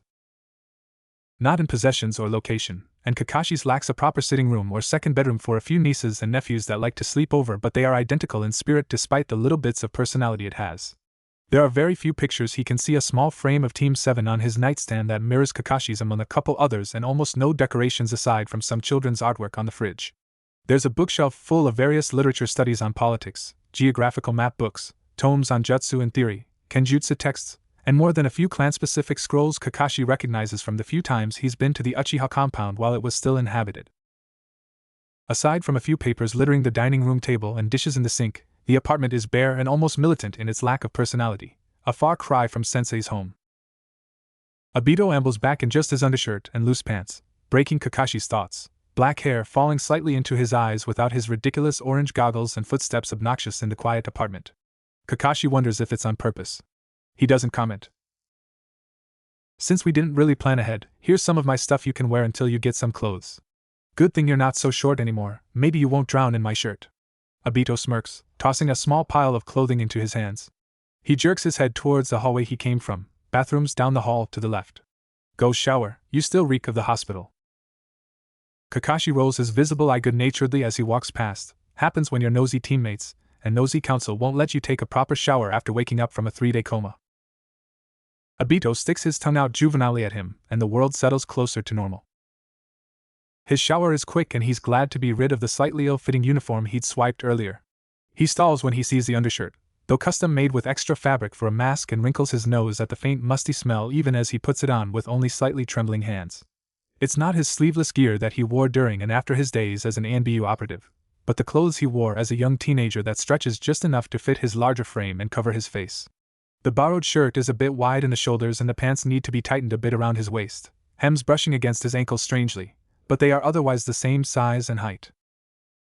It's a strange thought that Obito has grown into a young man when in Kakashi's mind he will always be a half-crushed teenager, but he discards the morbid sentiment and follows his nose to the kitchen where the scent of tea is strongest. Obito looks tired and a bit uncomfortable but still content sitting at the small dining room table, a steaming cup of tea clutched between his hands with another unpoured cup on the counter as a silent offer, and Kakashi can guess why. It's not easy, this strange situation, and he can feel exhaustion and uncertainty start to expand where the adrenaline and elation has left. He settles across from Obito with his own cup of tea, Kushina's special blend meant to settle nerves after a particularly hazardous mission, both quiet in their thoughts as the moon shines high and bright in the sky. He notices Obito's less that subtle glances at his face, still covered by the mask, but it's perhaps the first time his friend has seen him out of uniform, damp hair falling in front of his scarred eye, shoulders slightly slumped with exhaustion, wearing nothing but the comfortable clothes given. He wonders what he looks like, because he feels vulnerable. They have a lot to talk about, a lot of buried issues to sort through, but for now, he has one question on his mind. So why aren't you and Rin married? He narrowly avoids a spray of hot tea, watching with thinly veiled, slightly sadistic amusement as his friend chokes on the bitter liquid. Obito throws him a watery-eyed glare. What? Why were you asking me that? Kakashi leans back, arms crossed and eye narrowed. I didn't die for you to not make a move, idiot. Bastard, Obito grumbles at him as he wipes up the spill, flush creeping up his neck and spreading across his face like wildfire. Ah, the curse of having an Uchiha's fair skin and no mask to cover it. It's not like I haven't thought about it, you know. It's just Obito stops, looking into his teacup like it holds all the answers in the world. She was still in love with you when you died. I couldn't compete with that. Still can't. Her crush, throwing a mission and dying to save her and her best friend. Come on. Kakashi unsympathetically kicks him under the table, ignoring the multitude of swears thrown at him in a furious hiss. Still an idiot after all these years. She likes you, make a move already? Since when are you a relationship counselor? Obito snarks, a little less cowed but still unsure, pouting mulishly at nothing. Besides, what if she just likes me because of her old feelings for YOW? What the hell, Kakashi? Shut up, you'll wake the neighbors. Kakashi chides, foot smarting a bit at how hard he kicked the other man's shin. You said it yourself? It was a crush, a long time ago. She's over it. Probably. Kakashi can't say he's very good with emotions, as evidenced by the multiple times he's been confused by or pissed off one or more of the females, and males, and everyone in general, really, in his life, but he's sure that the camaraderie he shared with her earlier is just that. Fractured and riddled with cracks and landmines, but platonic all the same. Obito stays stubbornly silent. Alright then, different approach. Why don't you talk to her about it? Obito glares at him for a moment longer before his ire leaves him, and he slumps dejectedly. It's not that simple. Rin, I'm in love with you. 6 words. I assumed you knew at least that many. Or marry me, 2 words. Even easier. I hate you. Kakashi pinches the bridge of his nose, too tired to indulge the other's ridiculousness anymore tonight, temples pulsing with steadily increasing pain. He sighs and mutters, I'm too old for this. You're too old for this. Obito still has that stubborn look on his face though, and Kakashi knows this is going to be a work in progress. Fine. When you get yourself together and finally make a move, I'm going to be the first one that says I told you so. Obito grins, I know you will, bastard. The Uchiha gets up to go to sleep a short while later with a quiet goodnight, a genuine smile on his lips, leaving Kakashi to his thoughts in the early morning. Obito has left his classes with hate for the last few days and plans on stopping in to relieve the other instructor for a bit, but afterwards he is free to spend the day with Kakashi and Rin, and later Sensei, Kushina, Jiraiya, and Tsunade. Kakashi should sleep, he knows, especially with the meeting he has with Inoichi and Ibiki, and he glances at the ridiculous frog clock on the wall. 5 hours for further questioning, so he languidly puts the teacup in the sink and makes his way to the guest bedroom. He won't sleep for some time, he knows. It feels like there's a boulder on his chest, weighing him down while he's at the bottom of a freezing lake and drowning with a blindfold on, and he can't swim, can't breathe, can't do much but endure the numbing sensation that begins to spread from his fingers and toes. The burning in his lungs that has only worsened throughout the day is near unbearable now, but he knows how to lock down on the irrational fear and panic that threatens to overwhelm him so he won't wake Obito, can silently ride out the claustrophobia clawing at his throat. He's done this before, plenty of times, and stops by the bathroom to wash his hands exactly 12 times until they are raw and red. He closes his eyes and all he sees is blood.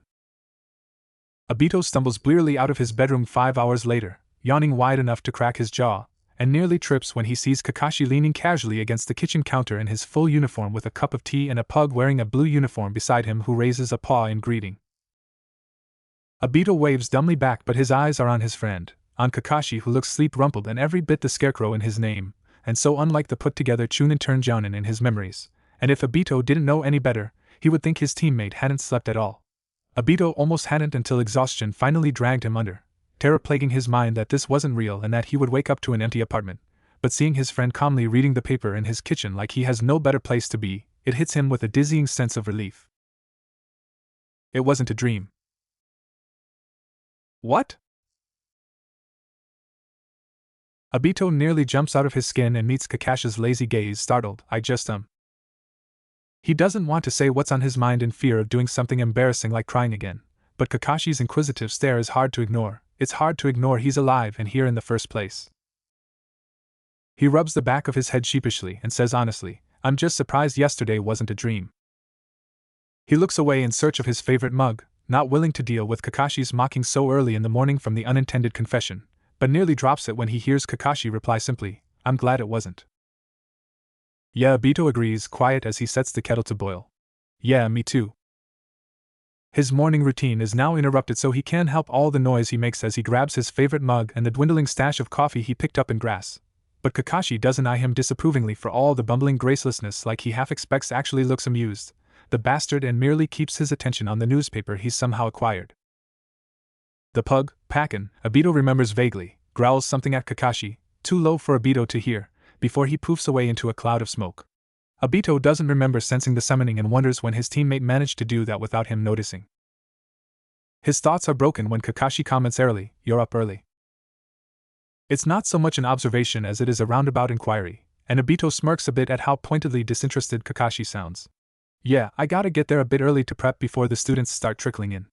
Enko's been helping out, but I know she probably has some prank set up for the kids, and if I get another civvy parent breaking down my door to yell at me about an unsafe learning environment, I'm actually going to go crazy." His skin prickles and he looks up to see Kakashi looking at him, I still half-masked but intent. "Early?" Obito blinks for a minute, and he can feel a laugh bubble up in his chest at what would have been a gobsmacked expression on anyone else, has to beat down on the old, ridiculous urge to puff up proudly about how he's grown up since their last mission together. He doesn't do either. He rubs the back of his neck again in faint embarrassment, ducking his head. Yeah? I get to places on time. Usually. At least I try not to be late like before. I have to leave an hour or so earlier than usual but yeah. I'm not late anymore." I don't ever want to be too late again, Obito thinks fiercely. His head shoots up in surprise when he hears Kakashi not scolding or mocking him but laughing, an honest, quiet huff that sounds a little forced and a little sad but completely genuine. He's about to ask Kakashi if he's hit his head recently until the other man says, "We make quite a pair, don't we?" "What do you?" Obito looks at the clock, remembers Kakashi telling him he has an appointment with the torture and interrogation department at 7 sharp, remembers that it is already 7 in the morning, and gapes, "You dash." He jumps up from his seat, nearly spilling his coffee everywhere and very close to shouting, "You're late. You know you're late. It takes like 20 minutes to get to headquarters and get through clearance. What are you doing, Kakashi? You hate being late. You get to places early. Why the hell are you still here? Yoribiki's gonna kill you." Kakashi nods like it's all true, and his words come back to Obito in a flash.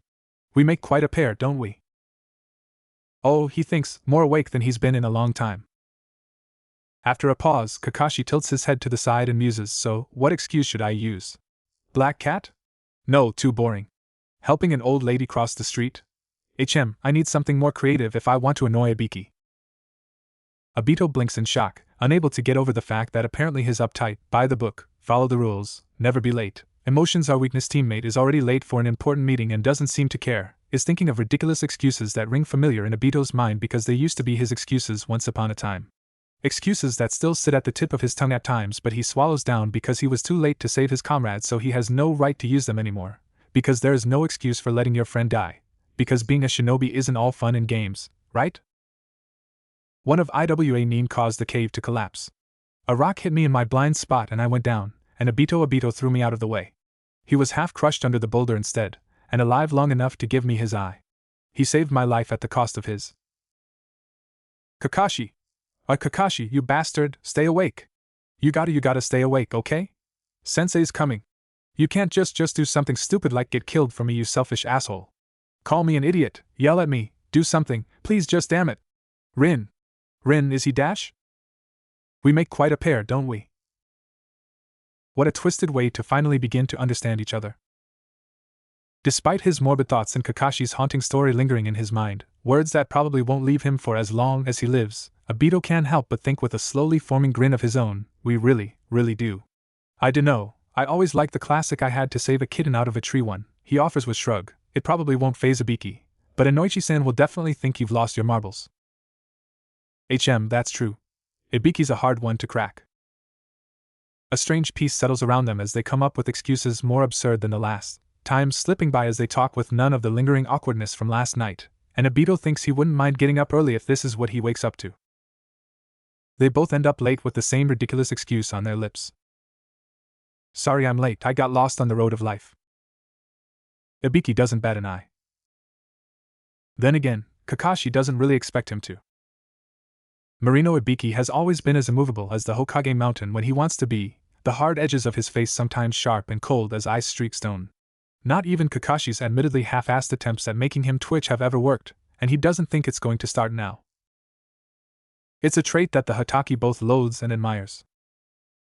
On one notable occasion during the height of his career in ANBU, he remembers droning on about nothing for a good half-hour during one of his mandatory psych evals after a particularly long, gruesome mission. He's not allowed to see the regular psychologists after his second one broke down in the middle of one of their sessions, only to find out that the notes Ibiki had been so diligently taking the entire time were actually items on his grocery list for later that day.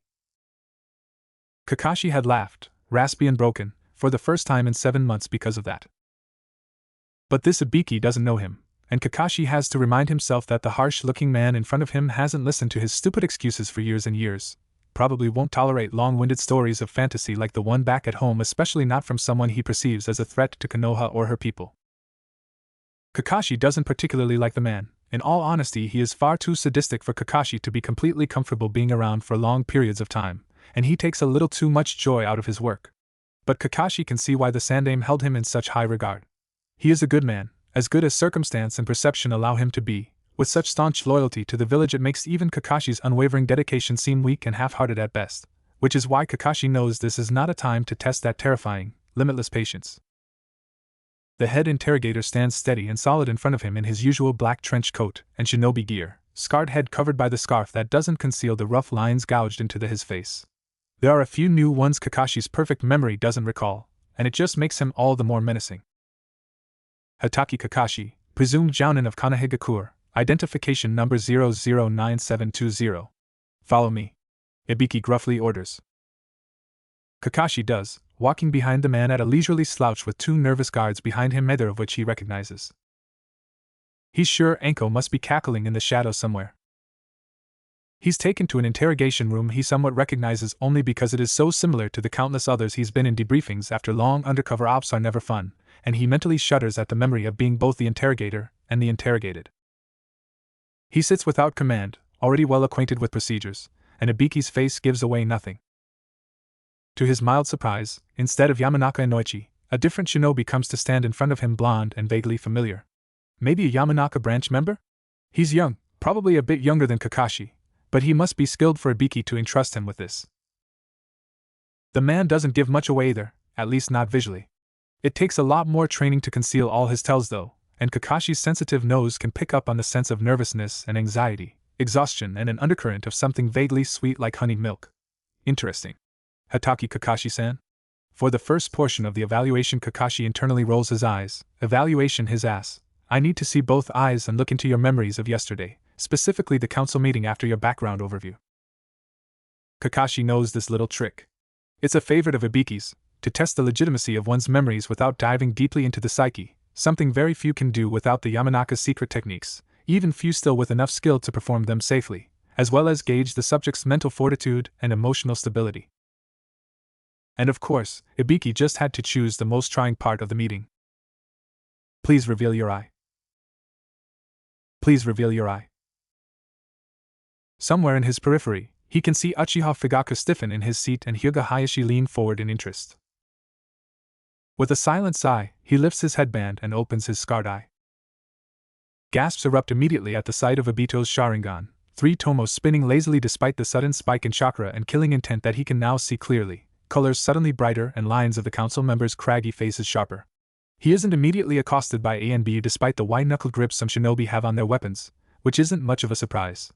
It just means they had been informed prior to now, through rumors or an official announcement. Kakashi doesn't know or care, otherwise he is sure there would have been a bigger uproar with more than a few of the people here demanding his head before he could say another word. The lingering disbelief twisting some faces fades completely, only to be replaced with contempt. He ignores Danzo's sharp gaze and the intrigue that glimmers for half a second before it shut away. Minato stays professional at the first sight of it, but there are grim lines around his mouth, faint and grieving, no doubt remembering Kakashi's story and knowing he's about to hear it again. The sudden hush that had followed the reveal is broken by Uchiha Fugaku's gravely voice. How did you acquire the Sharingan? The words are so tightly controlled and void of anything like rage or accusation that Kakashi honestly can't tell if the Uchiha clan head is completely detached from the sight of a clan member's eye or planning his assassination. It doesn't matter. Kakashi steels himself, still a little raw from the afternoon of essentially spilling his soul not even a half a day ago now to the very people who deserve to hear it most, but has always been a shinobi before a man, a tool before a human being. It takes half a second to shudder the heartache and remember emotions are weakness. It's sad how easily he slips into that mindset again. During the mission to destroy the Kanabi Bridge 16 years ago, I lost my eye protecting my teammate Uchiha Obito, and the incident caused him to activate his Sharingan. We went on to rescue our teammate, Noira Rin, who'd been captured earlier in the mission and interrogated for information. Enemy IWA Nin caused the cave we found her in to collapse, and a rock hit me in my blind side. The faces in front of him blur as he sinks back into those moments, impassive words never giving way to the brimming sorrow and rage that twist sickly in his gut even nearly 2 decades later. Obito pushed me out of the way of a falling boulder, and half his body was crushed by the rubble. He was still alive long enough to entrust his remaining Sharingan to me, and Rin was able to complete the transplant with little damage done to me or the Sharingan. Before we could be overwhelmed by backup, Minato-sensei arrived to take out the remaining enemy, and we completed the mission to destroy the bridge. It's my fault, we left him behind, we left him to die, and it's all my. He says it all with the callous professionalism expected from him, tone devoid of any of the crippling guilt he still feels coursing through him, lacking the proper meaning to express just profound. Obito's words and actions that day had changed him so fundamentally. After all, they aren't gathered here for a bedtime story told by a war-weary veteran who's survived longer than he should have and is living on borrowed time. They don't care for the heroic, life-changing actions of one black sheep from another lifetime who they'll never meet, despite seeing him at Minato's side with orange goggles and a wide grin. Kakashi can't explain just how much of his world is shaped by a handful of words and an unfair sacrifice. Even if he did, he doubts they would understand or even try.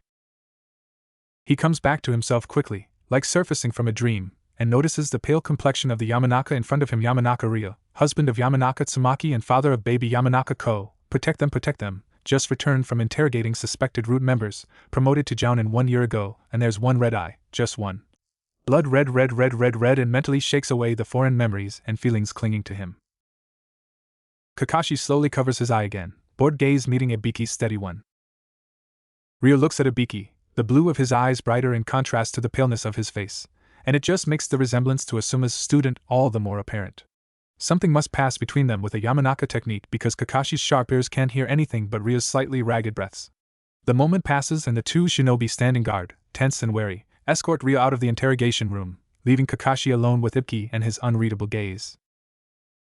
Kakashi shakes off the urge to assure Yamanaka-san that yes, his wife will love it if he comes home from work early for once, and that he should bring her favorite flowers, tulips, because he doesn't actually know anything about the man.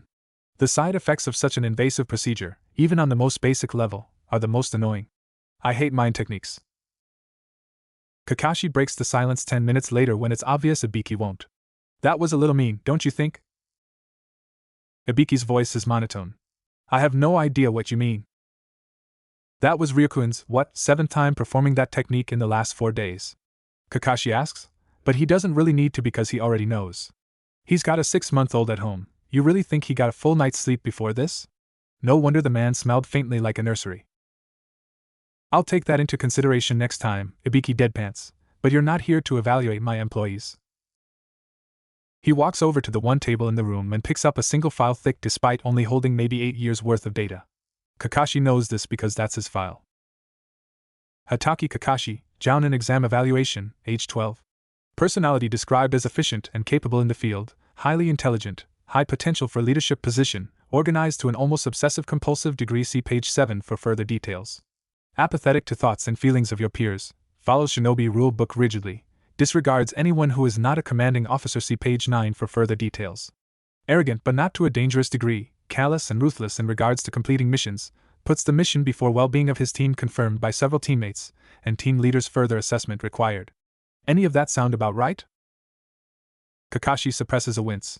He doesn't recall ever accessing his results after his promotion, but those, unfortunately, sounded like fairly accurate observations. Devilishly handsome and charming are missing, but I suppose that was an apt description at the time. The subtle, oppressive air surrounding Ibiki lessens even if his face doesn't outwardly change. Seems they miss smartass too. I'll make a note of it. Kakashi smiles. Sarcastically. I don't care about your world. It has no effect on this one, and I already have my hands full with one village. Who you are now is the question, Ibiki begins, and the severity of the situation returns. How you got here? How long you're here for? Have any answers for me after a night of sleeping on it? Something scratches against his skin even beneath his clothes, and after a moment he recognizes it as Ibiki's chakra molding to his body, a constant check on his vitals like his heartbeat, body temperature, and blood pressure, maybe even deeper, and touching the very outskirts of his mind. Just this alone would cause a normal prisoner's heart to skip several times in terror or surprise, and Kakashi is no exception, but he wills it steady after 2 beats. He considers the man before him soberly, lone-eyed, dark and piercing. This is the time for the brutal honesty he is so well known for, at any age and any time in any world. I'm not the same person who died in Obito's place, but I'm not a threat to Konoha or anyone in it. No stutter in his heart, no lie in his words. I don't know how I got here, but I remember a mission to retrieve something from deep within Kaminari no Kuni near Genbu. It's fuzzy, but like a dream it escapes him faster the more he tries to concentrate. He catches Ibiki mutter darkly, the ancient lands. The huge mountain ranges and heavy, year-round mist made the land near the coast almost impossible to traverse, with only a single, dangerous path for Kumo shinobi to reach Genbu Turtle Island, Kumo's version of the Forest of Death. It's old land, even older than the waters surrounding Yuzushiogakure, and it's not uncommon to find ancient cities buried deep within the earth and reaching all across the 5 nations. Kakashi is sure he was sent to one of the old temples or abandoned cities to take something of great value. He shakes off the phantom sensation of breathing too thin air. I fought someone for a while, a few leagues away from Shimagakure, before I blacked out and woke up here. He doesn't need to say he can't recall a single detail about the person or the techniques they used, only that they were unfamiliar to him, which rules out quite a few suspects but doesn't narrow it down enough. Whatever he'd taken, it must have been worth going after someone of his fame and caliber to take it back. Ibiki grunts in affirmative, and the cold, rough feeling of his chakra recedes at last. You were in bad shape when Guy and his team found you. They lost you on the operating table twice before they finally got you stabilized. Kakashi didn't realize his condition had been so severe. It explains why Rin and Minato, the 2 most likely to stay updated on his condition, had looked so relieved after Rin's short physical after dinner. Ibiki continues, and Kakashi doesn't need to strain to hear the suspicion in his words. Funny thing is, only half of the injuries came from combat. The other half is still up for debate. But Tsunadeheim seems to think some inhuman force is what dealt the near-fatal damage, and in areas that wouldn't cause instant death. Ibiki holds his gaze for a long moment, piercing and unnervingly perceptive, before he lets up. Now, let's start your official evaluation. You're doing it again. Rin nearly jumps and looks up, startled, to see Shizen's concerned frown. I'm what? Shizen nods to her hands, playing with a scrap of gauze, wrapping and rewrapping the worn fabric around her finger over and over again in perfect conformity. Rin stops her hands and flushes guiltily at being caught. That.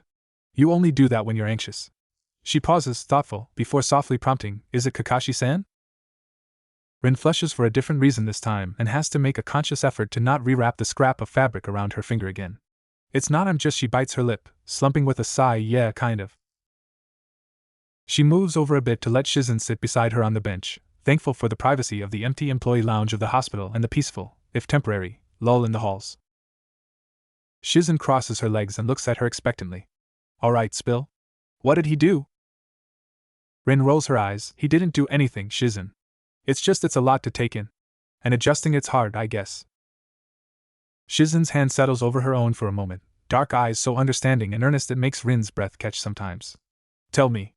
I'm here for you. How is she so lucky to have not one but 2 best friends that know her so well? Rin draws in a shaky breath. I was pretty devastated when he died, remember? Shizen nods, mouth twisting, and how could she not when she was the one to pull Rin from her desolation? I thought I got over it though, as much as you can get over the death of your first-year teammate. But seeing him again, just so many feelings came rushing back and I don't really know what to do with them. She feels Shizen shift beside her, tone deceptively light when she asks, what kind of feelings? Rin finds it in herself to laugh softly in bewildered amusement. Irritation, surprisingly. She shakes her head. First thing they did when they saw each other was fall back on their name-calling. I couldn't help but remember an old mission we had when we ran border patrol along Yugakure a few months after our team formed.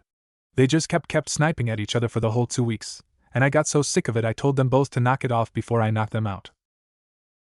Shizen grins a little, unsurprised, and Rin grins a little back. That was the first time I ever snapped at Kakashi. Funny, that's the first thing I think of. She quiets, mirth fading when she whispers, guilt. I saw him, and in all I saw was someone with an entire life to live. Shizen doesn't let go of her hand. She smiles and it's a weak, trembling imitation of her usual bright cheer, but it doesn't lack the fond wonder she always used to have when talking about something amazing he did or said when they were young. Did you know he became a Jounin sensei? Shizen doesn't, obviously, but it's so strange and real to say it out loud. He didn't say much about his students. I don't even know who they are, but it's easy to see he cares about them. He's so proud of them. I can't stop thinking, what if I was better? Stronger? What if I'd saved him? Would he be a Jounin sensei still? Who are his students training under now? She's thankful, so incredibly thankful Shizen doesn't tell her it's not her fault, that only Tsunade Shursho and very few others could have done more to save Kakashi, that she understands in a way only medics who've had patients die under their hands can. She doesn't mention Kakashi's version of events, can't even think about the possibility of Obito taking his place without feeling so sick. She's had years to mourn one teammate, she can't imagine mourning another. She sighs, leaning back against the wall and looking at the stained ceiling tiles. There's a lot of admiration too. Affection. I can't tell if it's from seeing him now or lingering feelings from when we were young. Does it change your feelings for Obito? Shizen carefully asks. Rin doesn't blush or stutter, far too old and confident to feel any embarrassment for her feelings, but it's a question she honestly doesn't know the answer to. Her friend eyes her dubiously, and Rin knows her senior apprentice is wondering just how far gone Rin had to have been on the last Hataki to be unsure of herself now. My feelings haven't changed, Zune. It's just it was easy to sort of idolize someone our age who'd been a chunin for 3 years while we were finishing the academy, you know? He was strong and smart, always knew what to do, sensei's favorite even if he'll never admit it. He was so mysterious and talented it was easy to get caught up on who I thought he was. Who he is someone different. Someone I think I fell for before he even existed. Shizen knocks her shoulder against hers, gently prodding. What do you mean? I thought he was just another genius. Rin blinks away the image of her Kakashi, young and angry and someone she looked up to despite his age and name. Did you know Kakashi personally? When we were kids? Shizen blinks at the sudden question but shakes her head. Not really. It was more like I knew of him, mainly from my teammates, and some of your classmates. I heard rumors about his dad too, and then there was a huge buzz about him when he became a chunin, but I left with Shursho before I ever met him. And then the mission. Rin nods, expecting as much. Typically only older shinobi really remembered Kakashi from the years he'd been out on B and C-ranked missions while the rest of his class finished the academy. They all said the same thing when they thought they could get away with it, that he was a good shinobi, could have been one of the best. But he wasn't good at being human. I didn't really see it when I was on his team, but I knew he wasn't the nicest, and he wasn't very patient. Comes with the territory of being a genius, I guess. Things that took us months to learn occupied him for maybe a week or two before he mastered it. Drove Obito nuts, Rin laughs, but it's not a nice sound. He was so blunt about everything and I could never tell if he didn't know he hurt someone's feelings or if he just didn't care. This Kakashi, he's different. She looks at Shizen with watery smile, wondering if it's normal to feel so much for someone she's spent years pushing away in her memories. I spent maybe 12 hours with him after he got out of the hospital, and he told us a lot of stuff that happened to him. And then we all had dinner together at Sensei's house, and it hit me that I don't think I've ever seen him look happy. How sad is that? Teammates for years, and I'd never known he could look like that. She clenches her jaw, has to use her carefully crafted control to keep herself from crying or saying something she shouldn't, but it's hard. The entire day yesterday was like a dream and it's just now hitting her that this is all real. I know I've barely gotten to know him, and I know he's not ours. She presses her lips together in a thin line, and breathes. It's just, I learned a lot about him. I already care about him, about this Kakashi. He fits so well, Shizen. Shizen just nods, because of course she understands what Team Minato meant to Rin even if she never felt like that about any team she'd gone on missions with. They were Team 7, a new generation, a new legend in the making. When their sensei became the Yellow Flash, there were bets on whether they'd become the next Sannin, because very few teams became so renowned without the special connection that made the first generation of Sannin so incredible, and even Jiraiya had once said he could see the potential, the greatness in them if they could just get past their personal differences. Rin could see it in her Shursho's eyes sometimes even if she never spoke a word out loud, the what if always hanging in the air when Team Minato was reunited and grieving for their own. It was a nice dream, Rin thinks a little wistfully. It still sends a pang through her, the potential never fully realized, but it's an old ache like most of her scars. Does Obito get along with him? Shizen asks, gently breaking the silence that had fallen. Aside from the name-calling, of course. Rin grins a little, shrugging, kind of. We haven't really gotten past the whole from another world thing, but he and Obito fell back into their banter pretty easily. They're just nicer now, I think. Civil. I don't think they can or want to go back to what they were, before. They're still Kakashi and Obito, though. Has he had his psych evaluation yet? Shizen asks, but there is more caution than curiosity in the way she asks it. He's seeing Marino-san right now, and later we're all having dinner at Sensei's house again. Shizen's words sharpen. And they're not going to keep him under observation until Ibiki-san is done with his analysis? Or get a second opinion from Yamanaka-san? Now Rin is confused. I know, why would they? She searches her friend's face for an answer, but she doesn't understand the apprehension she finds. Sensei said it was a routine evaluation to add to his file, Rin adds hesitantly. This doesn't seem to relax Shizen like she hopes. Instead, her friend just watches her carefully with a hawk-like gaze Rin can barely read, and for all that Rin follows Tsunade's style of fighting more closely of the two of them, she thinks Shizen is the one with their master's sharp eyes. Rin blinks rapidly a few times to clear the double vision she has of her master and fellow apprentice overlapping each other, and attempts to lift them from the strange mood that has fallen. Anyway, enough of that, she declares, a little more steady than before. I just remembered, have there been any updates on his medical report? I need make some notes on his physical condition I noticed weren't written down. She doesn't know how the medics handling such a high-profile case missed important things like musculature damage and closed tenketsu in his chakra network non-fatal afterthoughts that Tsunade had left in their care when the major injuries had been taken care of. But she'll be damned if small details like these would somehow be used against her teammate later on when politicians masquerading as shinobi came snooping for something to use to keep her teammate leashed. And she's not above verbally eviscerating the senior staff in charge of Kakashi's care when she or Shizen were off duty. The physical she managed to make Kakashi sit still for after dinner had been telling, and those oversights would not be tolerated. Shizen doesn't answer, expression unreadable. Before Rin can ask what's wrong, a nurse is shouting someone is coating down the hall and they are both once again lost in the chaos of running an understaffed hospital full of injured shinobi and civilians, minds occupied by vastly different things. His team is already waiting for him when he arrives at the training ground, the sun still high but sinking quickly to the horizon, and it's such a strange perspective to be the one late instead of Obito who has a smug grin on his face. The Uchiha takes great glee in calling, "You're late, Kakashi. What took you so long?" Rin punches him in the arm. How was the evaluation? Kakashi can only shrug and say, Ibiki hasn't changed a bit, but he knows they understand by the sympathetic wince he gets from them both. Well, Rin starts optimistically, at least this will keep the council off your back. Not enough to keep their guards from shadowing me, but at least they've stopped trying to antagonize me for the time being, Kakashi thinks, but he doesn't say any of this out loud. Before Obito can open his mouth and say something that'll get him another punch in the arm, an incredibly familiar voice bellows in the distance. My eternal rival! The springtime of youth has resurrected Dash. All three turn to see Asuma kick the crying beautiful green beast into a tree, cutting off the man's very loud and tearful declarations of youth and springtime. He's from a different world, guy, not back from the dead. Geez.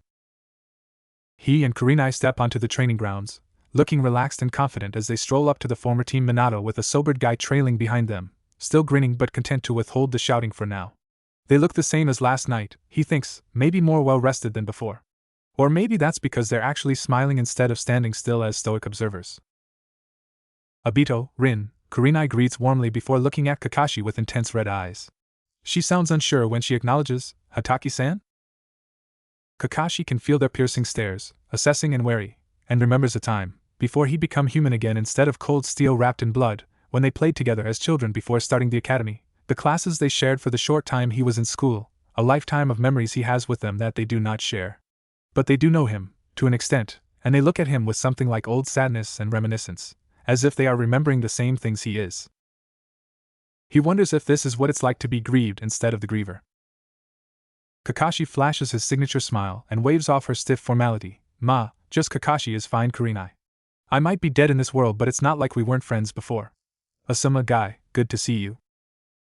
He falters at the stuttered silence that follows, glancing at his old team and their odd expressions, then back at his old friend's shocked ones.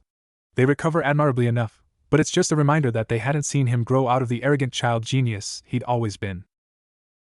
They didn't see the process that made him what he is now, brittle and fake and smiling for the world to see.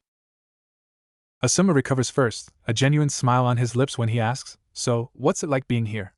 Any different from your world besides the whole being dead thing? Obito and Rin tense beside him, but Kakashi doesn't hesitate. I suppose? Some things are different, but it seems some things aren't meant to change, he answers cryptically with a shrug. It's almost funny to watch their reactions, catching the slightly disbelieving look that Kurenai gives Rin and Obito, the way Asuma has forgotten to take a drag of his lit cigarette, how Guy hasn't stopped scrutinizing him since he opened his mouth the first time. But Kakashi also doesn't miss the glinting metal bands adorning Asuma and Kurenai's fingers that he didn't see last night, matching and simple, and he's hit with another wave of nostalgia and loss that he isn't quite ready for.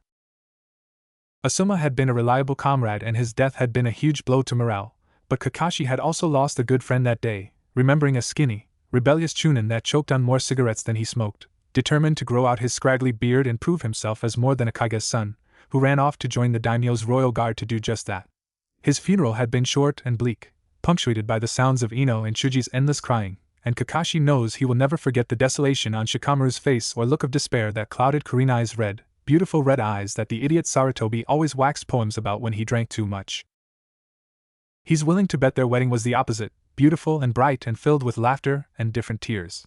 Their house too, soon to be brimming with the life of a beautiful, strong little girl, maybe more, that Shikamaru will gladly uncle for, who will be surrounded by their parents and their teams, people that will kill and die for her, Kurenai and Asuma's little miracle. The young Sarutobi whistles lowly, bringing Kakashi back to the present. You've really mellowed out in your old age, eh? And you ended up taller than Obito. Wasn't that the only thing he ever held over you? That and his ability to come up with terrible reasons why he's always late. Obito splutters indignantly, hypocrite. Who was the one late for his meeting with Ibiki? Huh. And you made me late today. Hate won't let me live it down.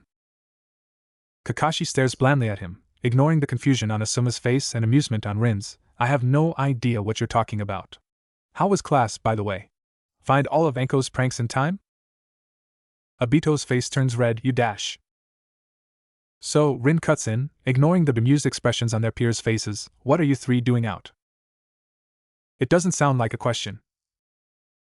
Kurenai smiles a bit guiltily. Would you believe me if I said I wanted to check on how Kiba's doing? Rin sighs, no, but if you must know, he's raising hell in his hospital room even with a broken leg and enough painkillers to down a horse. It took Shizen talking to him privately to settle him down for overnight observation. Kurenai winces sympathetically, for Kiba, no doubt, unsurprised. They lapse into silence, not quite comfortable but not yet awkward, because it seems even Obito and Guy are at a loss for words. Kakashi internally sighs. He is way too old for this shit. Thankfully, someone must hear his plea for escape because in a flash of yellow, Sensei is standing right beside them with a bright smile.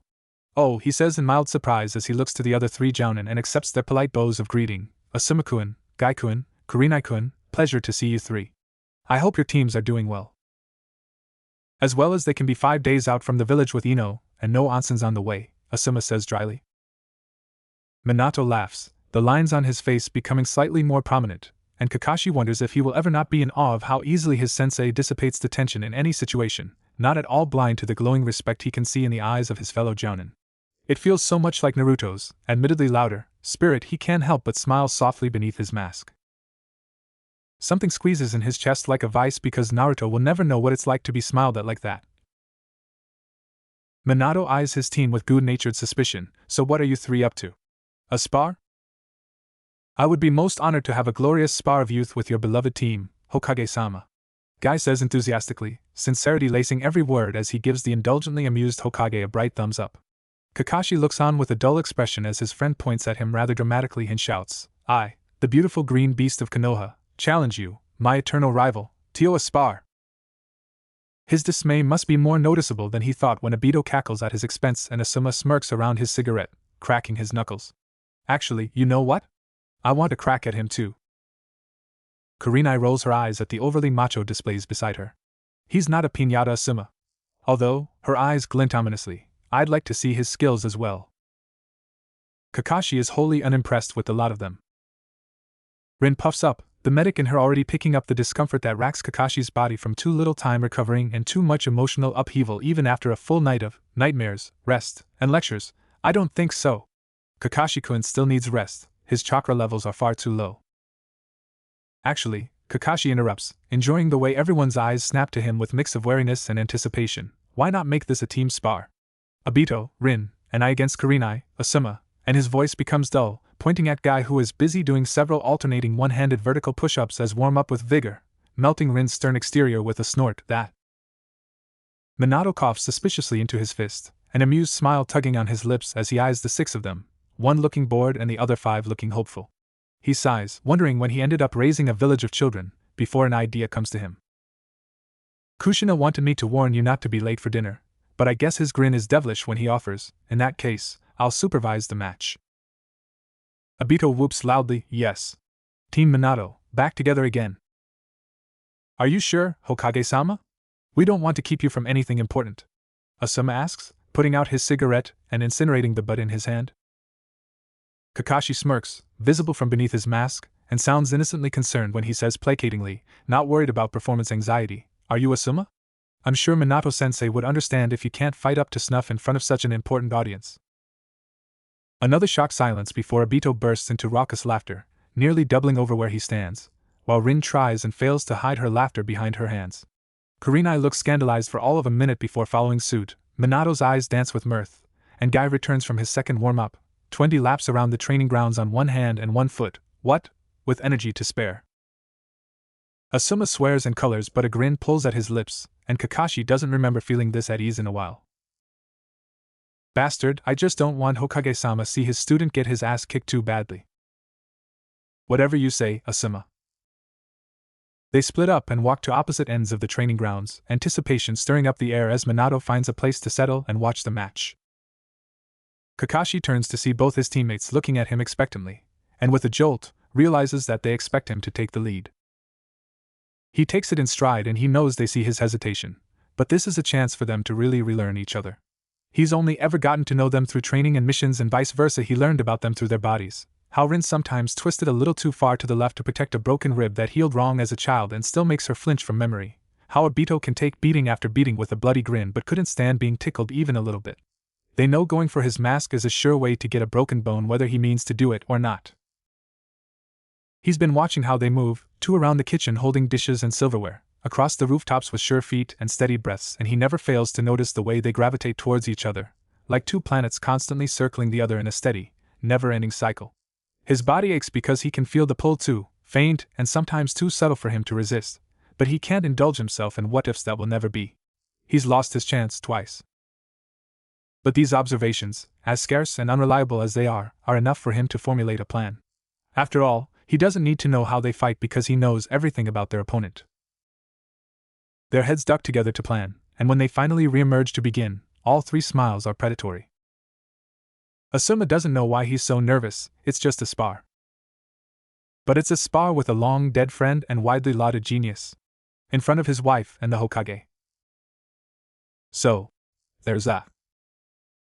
Kurenai's slight fingers are feather-light on his wrist before retreating, her amazing eyes glittering excitedly like jewels in the sunlight. Christ, no wonder Genma keeps ragging on him about being a sap with those kinds of thoughts, but he can't help that it's true. Think he's going to use his Sharingan? Kurenai asks, eyeing their opponents calculatingly. Neither of them bring up the story of a dead boy lost to the earth. Asuma shrugs, still a little weirded out at the thought of looking at his once classmate with one red and one gray eye. But he is curious to see how well Kakashi handles a dijutsu that, by all accounts, should have left him half crazy from the massive information input and lack of bloodline to properly control it. Dunno, unless you think he's gonna be able to take Guy with half his depth perception. Because there's no doubt who Guy is going after right out of the gate. The Genjutsu mistress purses her lips and Asuma gets a little distracted. Normally I would say no.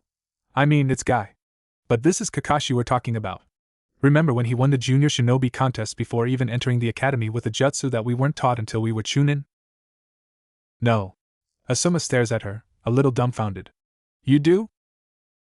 Kurenai pinks, shut up, I was there, okay?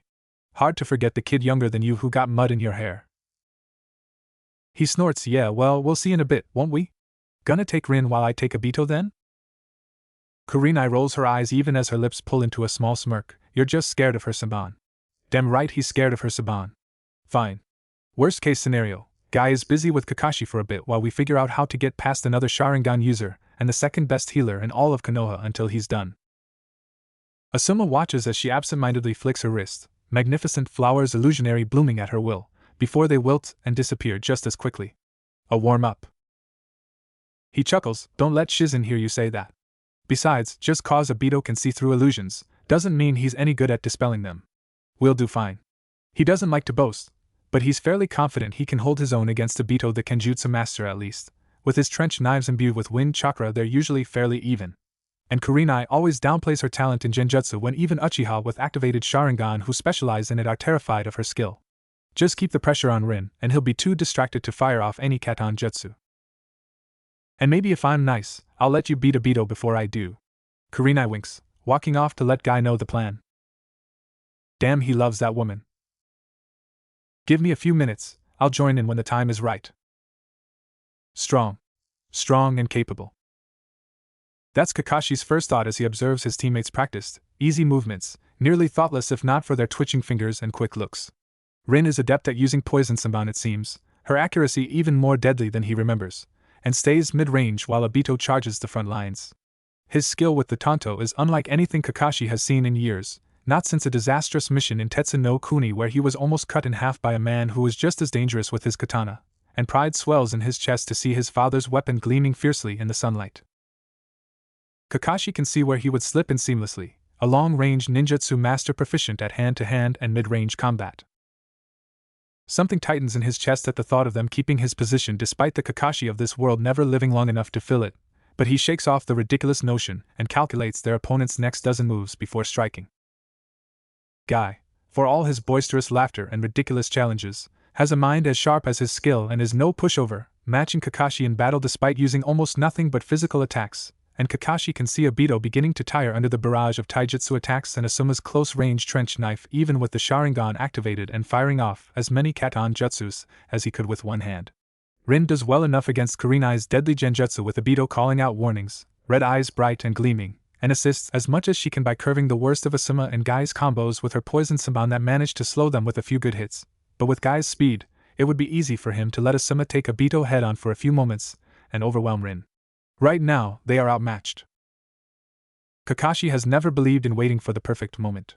He makes them. The shock is palpable when he reveals a spinning red eye and dispels several layers of the multi-layered Genjutsu Kurenai has been weaving the whole time, when he knocks one of Asuma's trench knives out of his hands and tosses him into Obito's tender loving care, when he takes on Guy in his own specialty, all in a matter of heartbeats. He can't see his teammates' grins, but he's sure they are wide and bloodthirsty. The battle goes on, even on both sides now that his advantage of surprise is gone, but he can feel it in his bones that it is close to over. There are very few who can match Guy in speed, stamina, and skill the Yondaime, Jiraiya, and maybe Itachi to name a few, but Kakashi has been fighting Guy for as long as he can remember. Fighting this guy is just like being home, feels like home, and it's just one of few things in this world that puts him at ease with its familiarity, the duck-dodge-weave counter of fighting the man that has stayed so faithfully and stubbornly by his side for so many years. Guy grins, bright and victorious, and Kakashi nearly does the same because he knows what's coming. They separate for a heartbeat before clashing again in a fury, and Kakashi is happy to find Guy's speed has not diminished with this Kakashi's death, has found the will to move on and become great even without an eternal rival to constantly measure up to. But Kakashi knows his style inside and out, can copy each movement flawlessly even without the Sharingan, and despite exhaustion pulling at his muscles and the fractures he can feel lining his bones, it isn't long before he's able to find an opening. After all, while there are plenty of Uchiha alive in this world, Guy has no reason to develop a fighting style against them specifically. Hand seals flash too quickly for anyone who happens to be watching to comprehend while Saban fly through the air and fire roars in the sky, and in the next moment, Guy is trapped underground with only his head just above it, spitting out grass and struggling against the many hard slabs of rock Kakashi has reinforced around him with lightning while Kakashi is holding a kunai at his throat. At the same time, Rin and Obito switch places in one flawless movement, and it ends with Rin disabling Asuma's limbs with quick, precise jabs at his pressure points while Obito's eyes cut through Kurenai's Genjutsu and holds his Tanto at her belly. The match is abruptly over and Minato steps into the center of the silent field, arm raised. The Yondaime's smile is as bright as the sun. Winner, Team Minato. Oi Kashi, what are you doing up? As early, Obito slurs tiredly, rubbing his eye and yawning. Kakashi blinks up from the scroll he'd been studying. Idiot, you should be resting, he thinks. If it sounds almost fond in his head, he doesn't want to imagine what it would have sounded like had he said it out loud. Fond or no, it doesn't make the thought any less true. The Uchiha had just returned from a 3-day A rank that required more stamina than finesse, a perfect fit for the master swordsman, and had been sleeping off his fatigue from nearly an entire day of hard sprinting since getting back to the apartment 3 hours ago. Kakashi had been the one to dress his wounds since they were fairly superficial and Rin was more than likely sleeping, and he knew the Uchiha would be sore in the morning without proper sleep. He quietly snorts to himself when he realizes he's starting to sound like Sakura. Just some light reading, Kakashi murmurs, the pull of sleep tempting him as well, but guilt swims in his gut at the thought of dreaming when he should be figuring out a way home. He can't tell Obito that though. He can't tell anyone. Obito somehow manages to squint skeptically at him even with his eyes closed. You sure? Not another nightmare? Kakashi smiles softly beneath his mask. Not tonight. Obito just nods slowly, eyes closed as he wanders to the kitchen for a glass of water. Too trusting.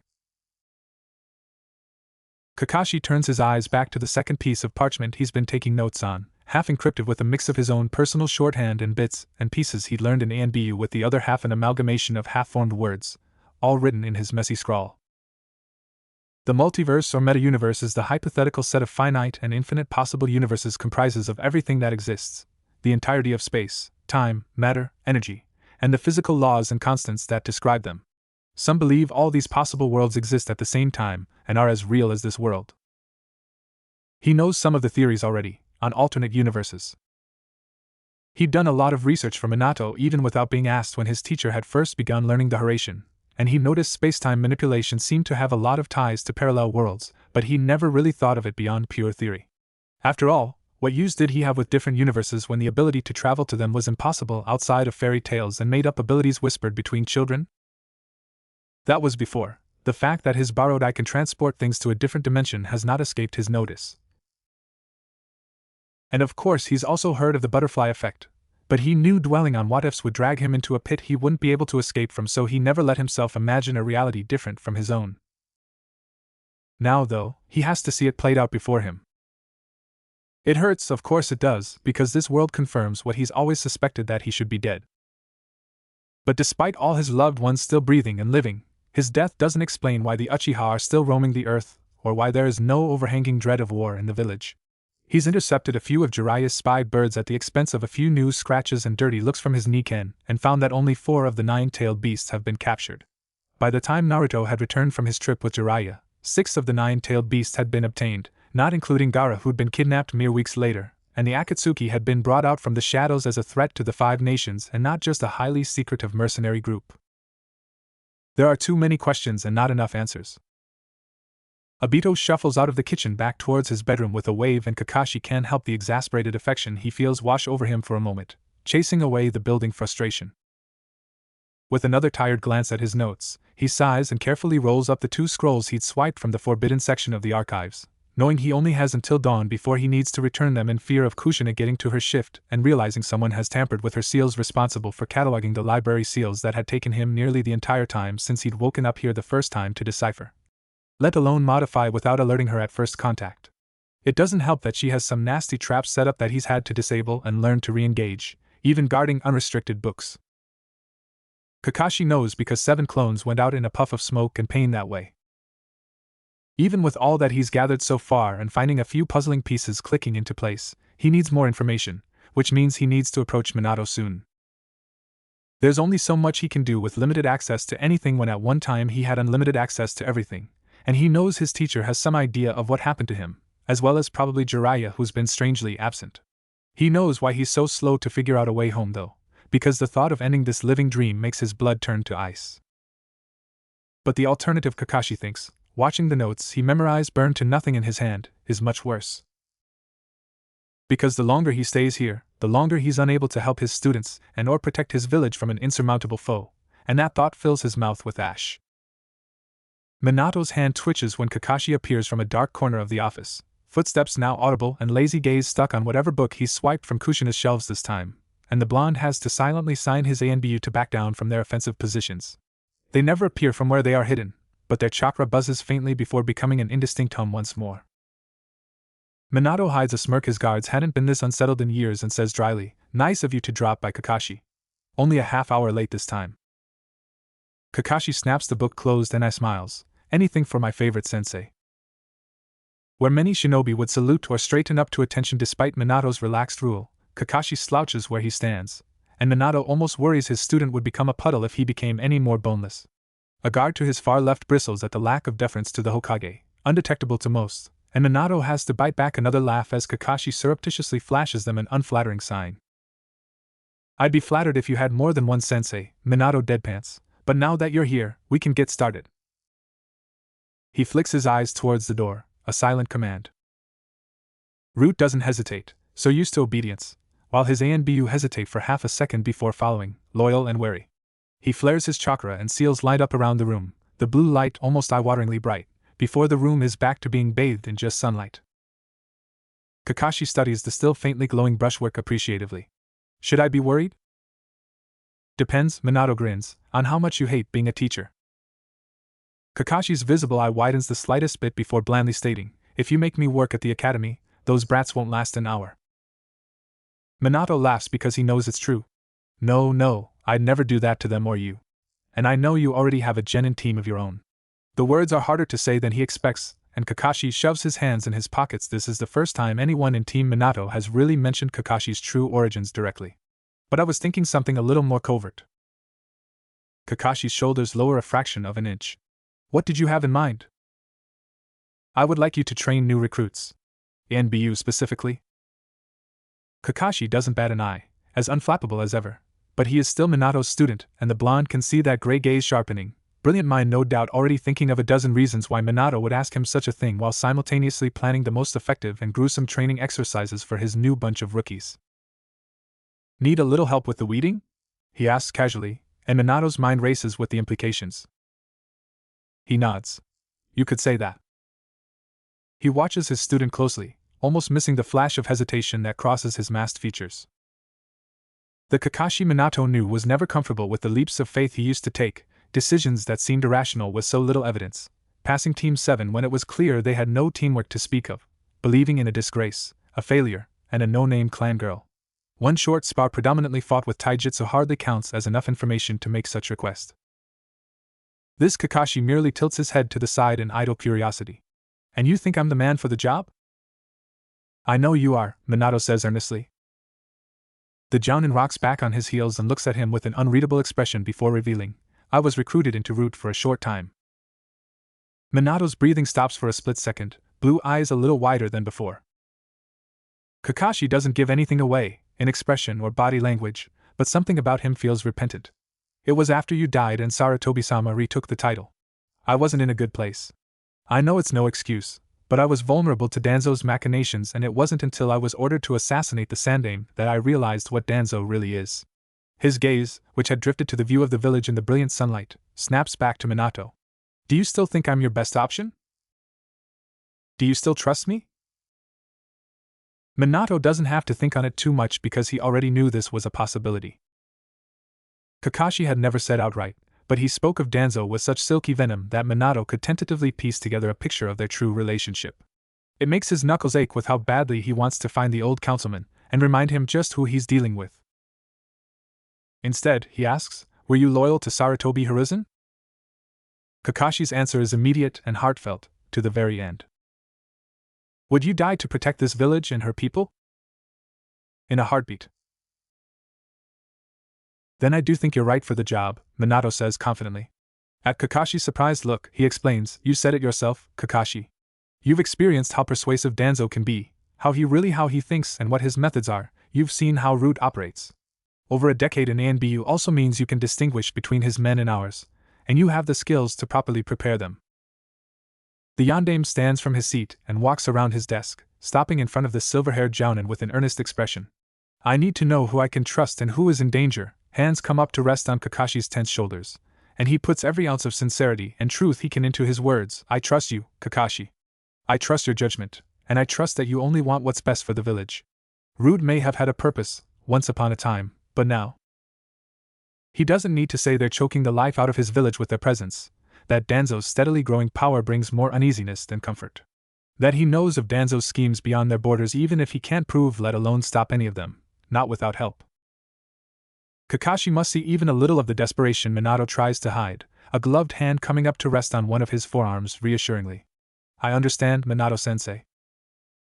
He steps back, out of reach, and kneels with the first over his heart. Minato knows better than to stop him. So he stands back straight, listening with a somber heart as his first student and one of the most broken, loyal shinobi he knows pledges his life to the will of the Hokage once more, and lets the solemn words ring down to his very bones as the feeling of lightning crackles across his skin. I, Hatake Kakashi, do so solemnly swear that I will be faithful and bear true allegiance to the Hokage and all his successors. That I will be loyal and defend him to the utmost of my power against all conspiracies and attempts which shall be made against his person, title, or dignity. I surrender my autonomy and my life to him, for I have no heart but the heart Konohagakure. I have no will but the will of my Hokage. They won't leave him alone. Yo, Kakashi! Where ya headed? Kakashi resists a groan and calculates his chances of escaping 3 jounin. With this bunch, not very high. It seems now that they've seen him and talked to him, sparred with him and his team little less than a week ago, they won't let him be. He can understand wanting a rematch. Their fight less than 5 days ago had been fairly one-sided, with Asuma and Kurenai healing from substantial wounds acquired in a mission a few days before, and he knows that Jujutsu will only work once on Guy, but he doesn't really understand why they've been accosting him at every turn whether or not he's around Obito or Rin. They only steer clear when he's hanging around Obito's apartment because of all the traps he's added and upgraded to keep them out, but it seems no matter where he is, he's never alone for more than an hour. At the memorial stone, browsing a bookstore, standing on the Hokage monument, they never ask him why he stands on a stone head that doesn't exist, and he doesn't tell them the best view of the sunset is on Tsunade's nose. Nowhere is safe. It definitely puts a damper on his information gathering because, just as luck, he's constantly surrounded by the elite of the village and still under surveillance by Root and 2 ANBU guards, Minato's extremely reluctant acquiescence to the council. That doesn't mean he's unsuccessful, of course, but he's been able to do far less than anticipated, like possibly sneak into one of Orochimaru's abandoned labs to see what kind of research the snake has been up to, or break into Danzo's office and maybe find Tenzo and Sai. Just the thought of the treacherous old crow keeping his talons in either of them for so long makes his jaw clench tightly, chest alight with a cold fire. But because he has to stay relatively on the good side of the council and keep his status as supervised and not change to threat, he's not allowed to run from his guard's sights like he so badly wants to and slip into the shadows where very, very few can find him. His highly suspicious mind tells him it's a ploy that his former childhood friends would be so determined to befriend him, but the rest of him, who has fought beside them for years and years, knows they are just too nosy for their own good and genuinely, for some reason, want to be around him. He idly wonders if they've suffered some brain damage since his death, because he doesn't recall ever being this popular before retiring from ANBU. When he mentioned this to Rin, she had laughed. "What did you expect?" she'd asked. "Of course they want to be around you. You're the reason we all trained so hard, you know." No, he hadn't known. Rin's smile had been wistful and sad when she'd said, "All of us were determined to get stronger after what happened to our team. You were like the goal to reach in order to become one of the best.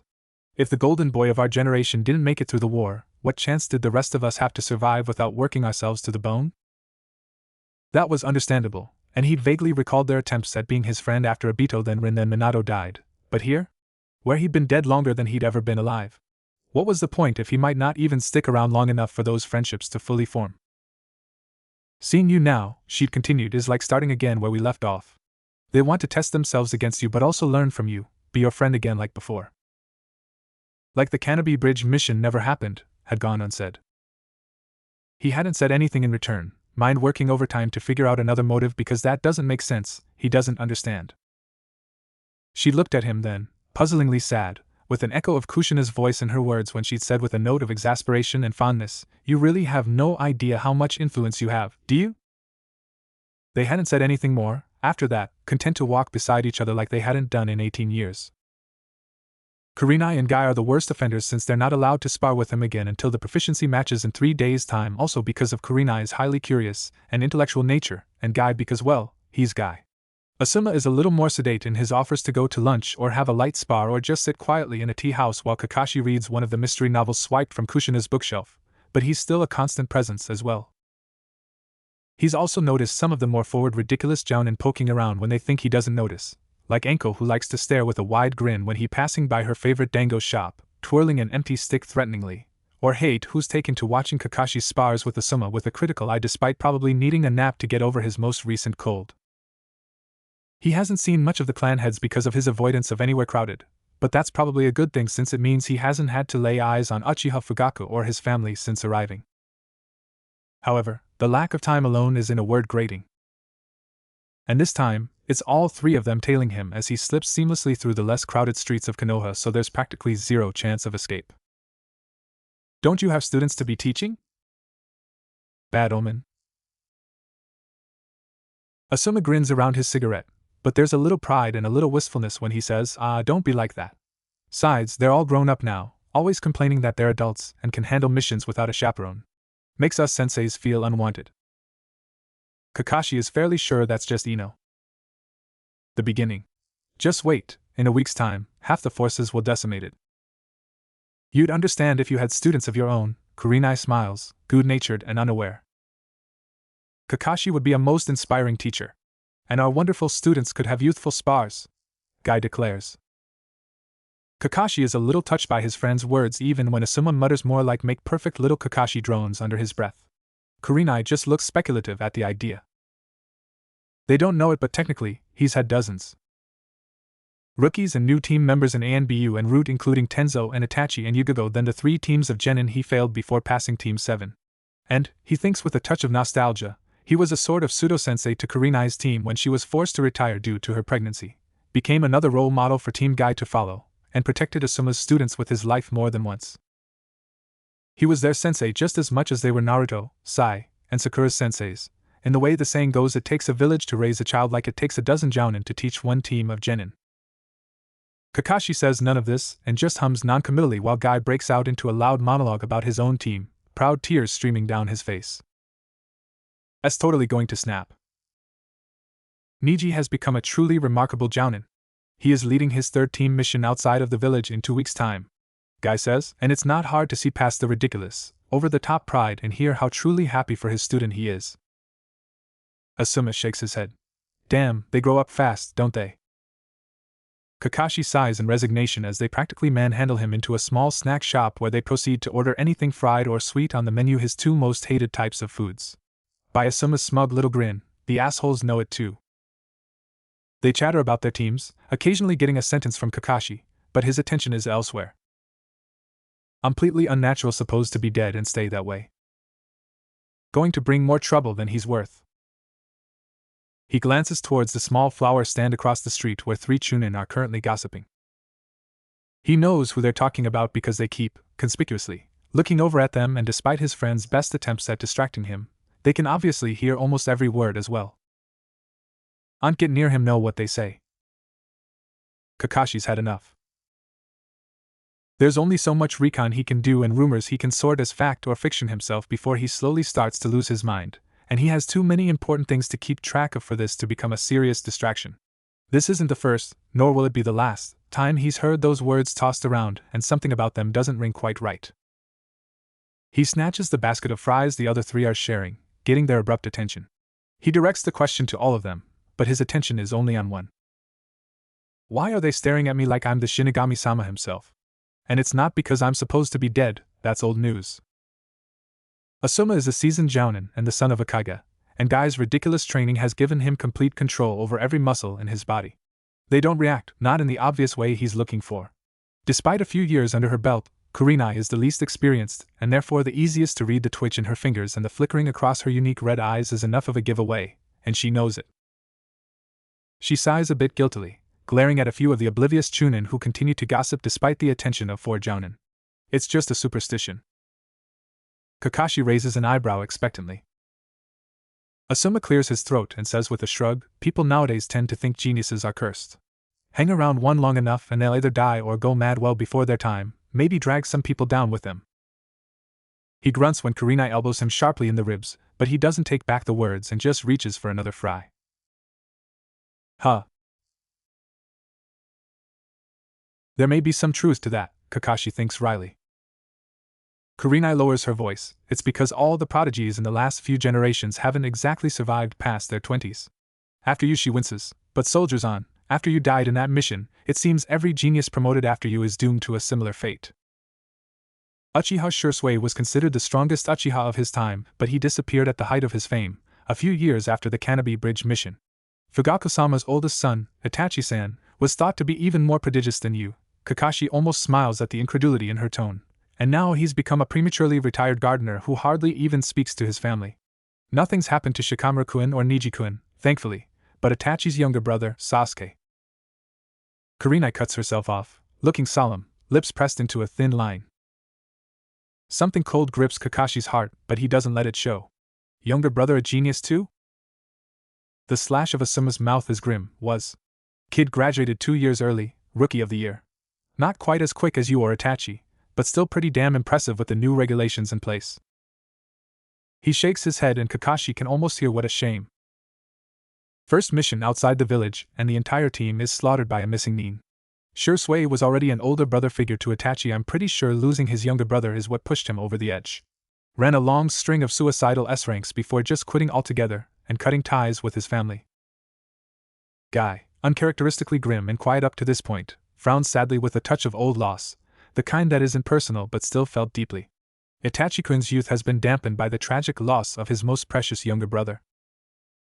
Kurenai nods and continues solemnly. Shursui's death put a huge strain on the Uchiha.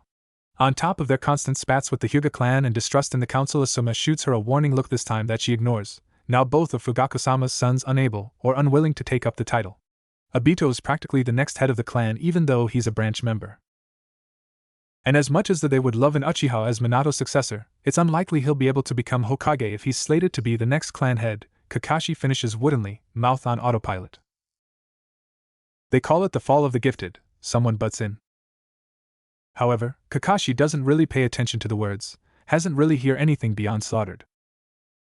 White noise fills his ears, and on instinct, he identifies the speaker as Shirani Ginma, Tokubetsu Jounin, XANBU, extremely capable all ninja art forms, part of the Hokage's personal guard and able to use the Hiraishin in tandem with his two fellow guards Reidu and Tatami. Something in him recognizes Ginma is not a threat, but it still takes a moment for Kakashi to lock down on the horrible, uncontrollable thought of I can kill him in 30 seconds and bring himself back to the present where the other three are watching him with concern and, even more so, wariness. The white noise fades and he hides away the ugliness festering inside him that a few simple words are able to unleash. It takes a moment but he manages to sound normal, even to his own ears, when he remarks offhandedly, not very creative with the names, are they? Kakashi doesn't miss Ginma's sharp-eyed stare, or the way he deliberately keeps his sanban on the left side of his mouth, the side closest to Kakashi. You could say that. Typical Ginma, Kakashi mentally sighs. One part of him is relieved that someone is still wary around him when it seems the rest of the village is happy to have another genius among the ranks, and the rest of him already trying to figure out how to get on Ginma's good side quickly or at least avoid getting on his bad side.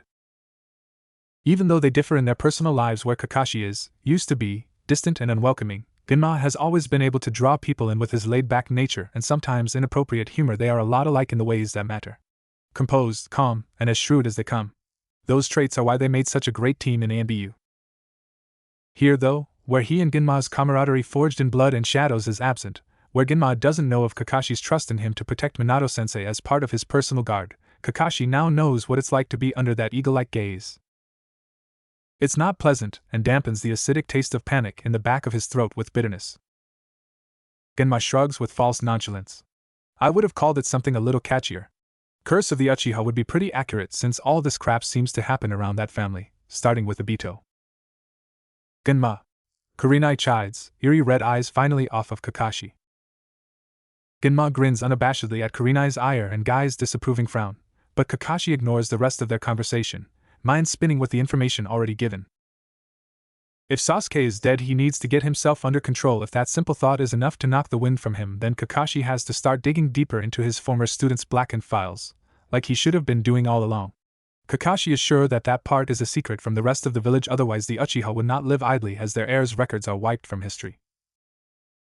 A chilling thought occurs to him. Does Obito know? There are very few places he can get answers, and something in him twists at the thought of not being able to completely trust his sensei or his teammates. As he listens with half an ear as his fellow jounin bicker about where to go for lunch, he plans. Minato, still watching the place his student had just disappeared from with a heavy heart, when his own sensei decides to appear. Why the long face, kid? Not happy to see me? Jiraiya teases. Minato huffs a laugh, shaking off the remnants of solemnity from earlier even as Kakashi's oath still lingers in his mind. Why would you ever think that? Humph. So how's the brat doing? Minato rolls his eyes at his mentor and says with an exasperated smile, he's not exactly a brat anymore, sensei. He's 30. Shodai's balls, all his students are adults, and doesn't that thought make him feel old? And he's doing well, considering the circumstances. Jiraiya makes an inquisitive noise as he takes a seat like he owns the office. Circumstances? Like him being dead? Or Obito being alive? His gaze sharpens, or something else? The problem with dealing with the Sannin, Minato mentally groans, is that for all their strange quirks and ability to seem mostly harmless, they are the shrewdest and most unforgiving shinobi he's ever dealt with. Minato rubs his face tiredly. All three, but mainly Obito. Survivor's guilt, Jiraiya surmises.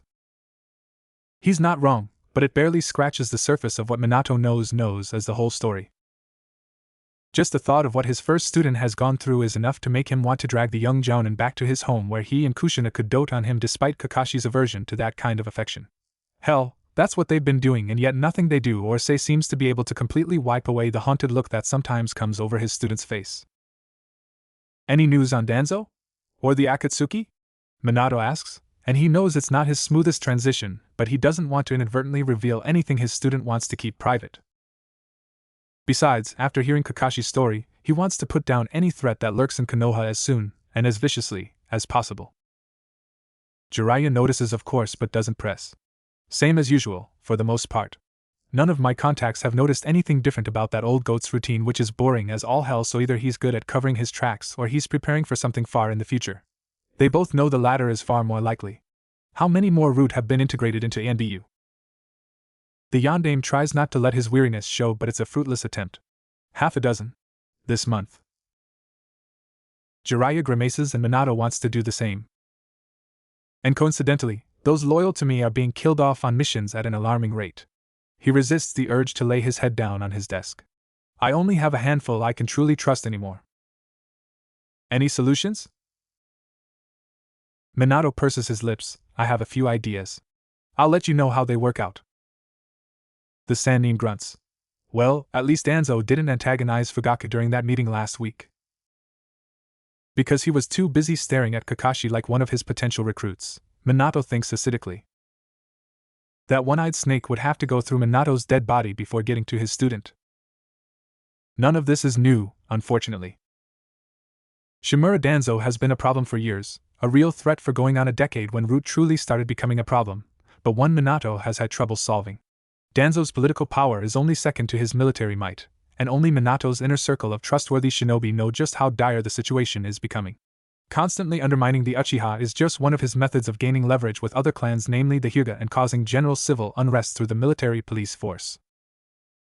Minato knows he's the direct cause because of his refusal to even entertain any of Danzo's horrifying whims, something the Sandaime his soul rest in peace used to do to placate his former teammate. There's not much we can do about him for now, Minato, Jiraiya says placidly. As for the Akatsuki, the info you passed on to me all panned out. Minato maintains an innocent facade in the face of his teacher's narrow-eyed stare. Turns out the leaders of Amigekyo, identities still unknown, are definitely involved with Akatsuki. I haven't been able to get in and confirm for myself, but my informant Inkusa's been keeping a close eye on who goes in and out. Minato opens his mouth to protest before Jiraiya raises a hand. I know, don't go to aim because of the rain, yada yada yada. I'm not an idiot, kid. And I'm being even more cautious than usual because someone is being a worrywart. Minato pouts at Jiraiya's amused tone. Excuse me if I want to keep my and my son's teacher from kicking the bucket too soon. Yeah, well, you're still 100 years too young to worry about me, Squirt. Jiraiya stretches and rises to his feet. Anyway, that's pretty much all I could get from such a short trip out of the village. Naruto should be back soon. He's been working real hard on completing the Rasengan, and I know he's gonna get it soon. Jiraiya shakes his head. I swear, that kid is gonna surpass both of us at this rate. That's amazing. Minato grins proudly as his teacher moves to the door. You and Tsunadeheim are coming to dinner later, right? We have a surprise guest joining us. Jiraiya flaps a hand at him. Yeah, wouldn't want to get that hot-blooded wife of yours worked up. Before he opens the door to leave, Jiraiya looks back at him and the blonde straightens in his seat at the severity in his teacher's face. Can we trust him? Jiraiya asks. Minato knows who he's talking about, knows not to take offense even as he bristles the slightest bit reactively. I read Ibiki's evaluation right after their session. Traumatized doesn't even begin to cover it, Minato, and I know there are a hell of a lot of things you aren't telling me about the boy. Do you think he's stable enough to be brought into this? Jiraiya didn't get to where he is now by being a thoughtless fool. Minato presses his lips in a thin line. He's thought about this since they first found Kakashi, and after spending time with him, getting to know him all over again, hearing the sobering promise made in this very office not even an hour ago, he knows without a shadow of a doubt what his answer is. I trust him with my life. Jiraiya watches him for a long, scrutinizing movement before breaking out into a grin and disappearing. Kakashi has thought this before and reiterates it to himself now, but his teammates have uncanny timing. Kakashi, come on, we're gonna be late for dinner. Kakashi has never been so relieved to hear that loud voice. Anko pouts beside him. I just got here. Obito, can't you leave your boyfriend with us for the night? I know, bring him to poker night. Obito makes a face at her as he and Rin reach their table where Kakashi is unfortunately surrounded by twice the number of shinobi than earlier with Asuma, Kurenai, Ginma, and Ebisu to his left, and Guy, Reidu, and Anko to his right. A few Chunin, Kotetsu and Izumo, had stopped by earlier under the guise of speaking to Ebisu about a mission detail when in reality they wanted a chance to goggle at him up close. They've mostly been pestering him about his skills and if he thinks he's going to win his exhibition matches in the coming days, which is ridiculous because first, the matches will be called to a halt when the Hokage is satisfied, second, why would he say anything about his abilities in front of the very people he's going to fight, even though he has an advantage over them but details, and third, of course he's going to win all of them. He very carefully doesn't look at Anko's bare neck when she asks about the craziest thing she's done in his world. Rin shrugs, but there's a devious tilt to the medic's lips. I guess, unless you want to be the one to tell the red-hot habanero that. The redhead's fierce reputation still serves her well. Anko slumped with a pout with no further objections. Kakashi smoothly extracts himself from the table, hardly jostling a single glass as he stands beside his teammates, and leaves more than enough money to pay for the booze he didn't drink and a nice tip for the poor bartender. The sooner they leave, the better. It makes him itch, being around so many people for so long. Well, I can't say this has been fun. Stop following me. It's obvious the others don't really know how to take that until Asuma grins, no can do. Kurenai smirks, arms crossed. You'll have to do better than that if you want to get rid of us that badly. Kakashi, your humor is truly youthful. Guy laughs boisterously, reaching for a glass and not noticing Ginma quickly switch it with water. Kakashi sighs, intentionally sounding put out and garnering a few chuckles from some of the others who have slowly started to relax in his presence. Then I'll have think of something good, won't I? He sends a lazy wave their way as he, Obito, and Rin leave the establishment. Bunch of alcoholics. Obito mutters under his breath. They're only halfway to Sensei's house when he catches Rin's third sideways glance. He looks at her questioningly. What is it? She eeps in about faces, but it's already obvious to him and Obito that something has been on her mind since leaving, since the match really. Her shoulders slump, sullen at being caught, but it would be a cold day in hell before Kakashi didn't feel people sneaking a peek at his face. I'm just surprised, I guess. I didn't think you'd ever get along with our old classmates like that. Were you close in Yoam before? Kakashi doesn't miss her hesitation, but he also doesn't comment.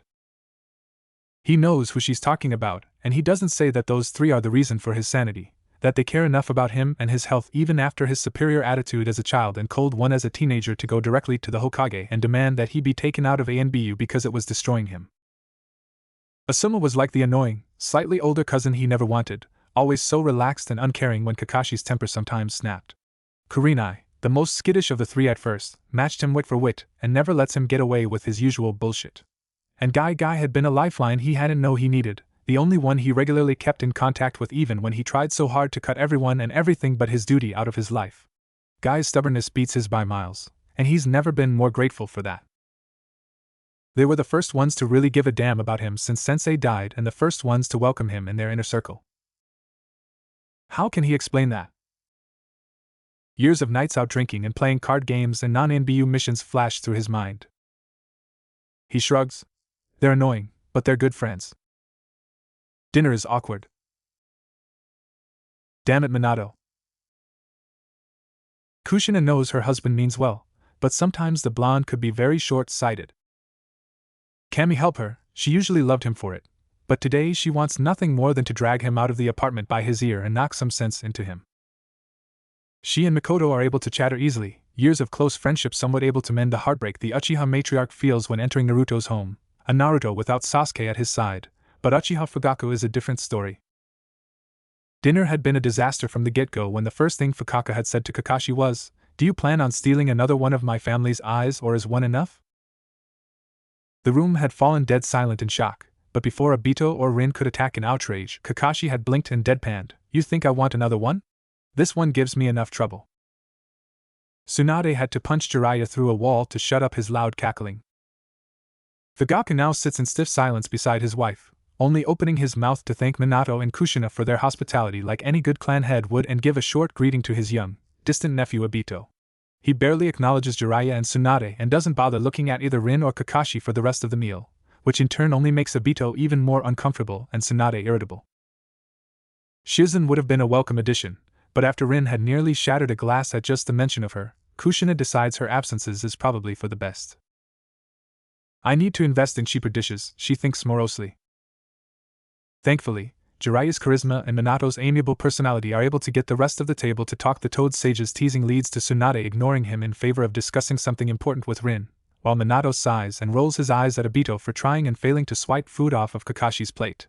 Kakashi even manages to distract his teammate from glaring kunai at the Uchiha clan head with questions about his Kenjutsu school curriculum.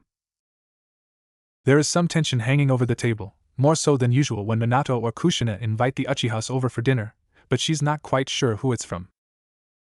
She has an idea though. "Well, I'll go get dessert," Kushina announces when it's obvious the atmosphere won't improve after a full belly. Half the table looks at her imploringly, but her eyes zoom in on one person. "Kakashi-kun, come help your Nasen get dessert." Hi, Kakashi says sedately, rising gracefully from his seat and following her to the kitchen.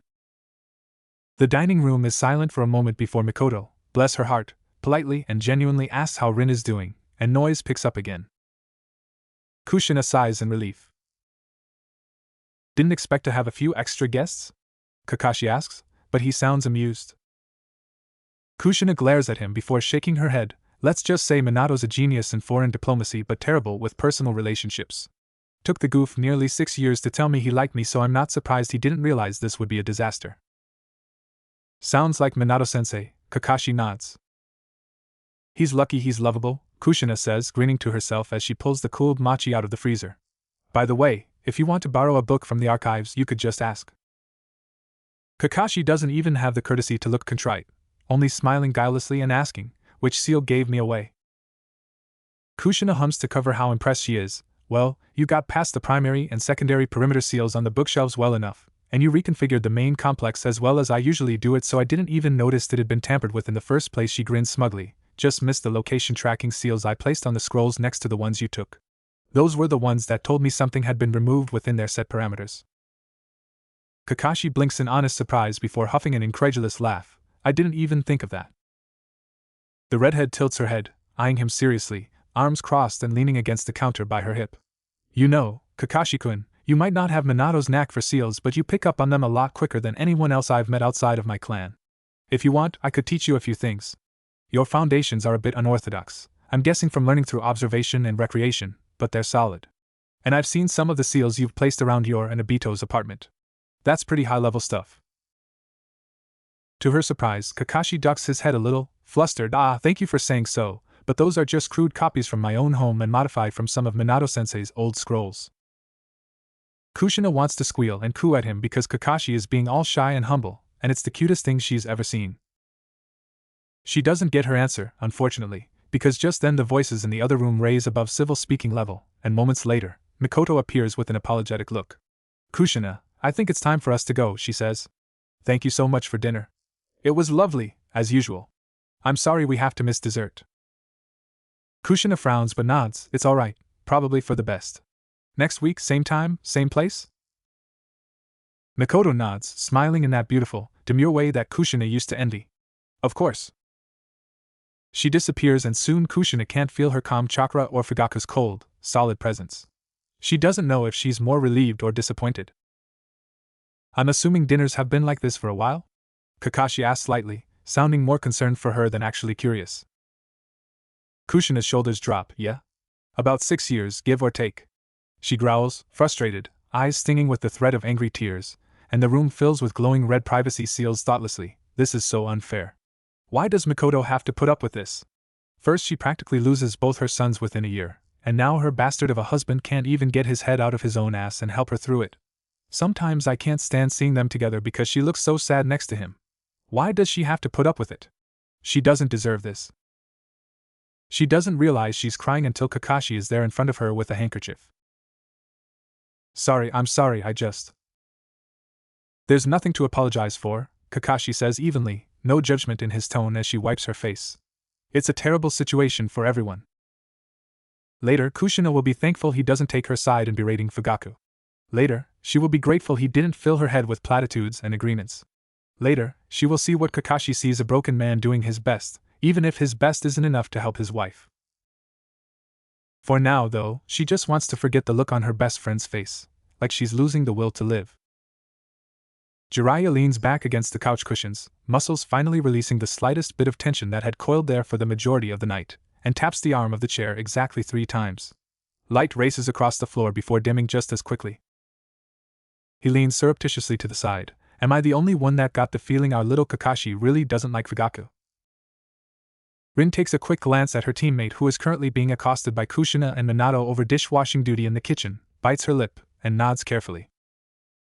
Kakashi's usually mild attitude had taken a surprising turn to cold at the first sight of Uchiha Fugaku, though she hadn't noticed until halfway through dinner. She's sure Fugaku-sama's callous words did nothing to help the mutual distrust between them shrink whatsoever. Obito looks at him like he's an idiot but drops his voice anyway. You think? Jiraiya scowls at the impudent brat. It was kind of hard to tell after that little spectacle you pulled towards the end. Obito colors, but he can't exactly dispute it. He was being rude to Rin. Rin sighs. I can deal with a cold shoulder, Obito. Jiraiya doesn't say more, interrupted by Tsunade's sharp look. Shut up, both of you. Regarding Hataki, the feeling is certainly mutual on Fugaku's part.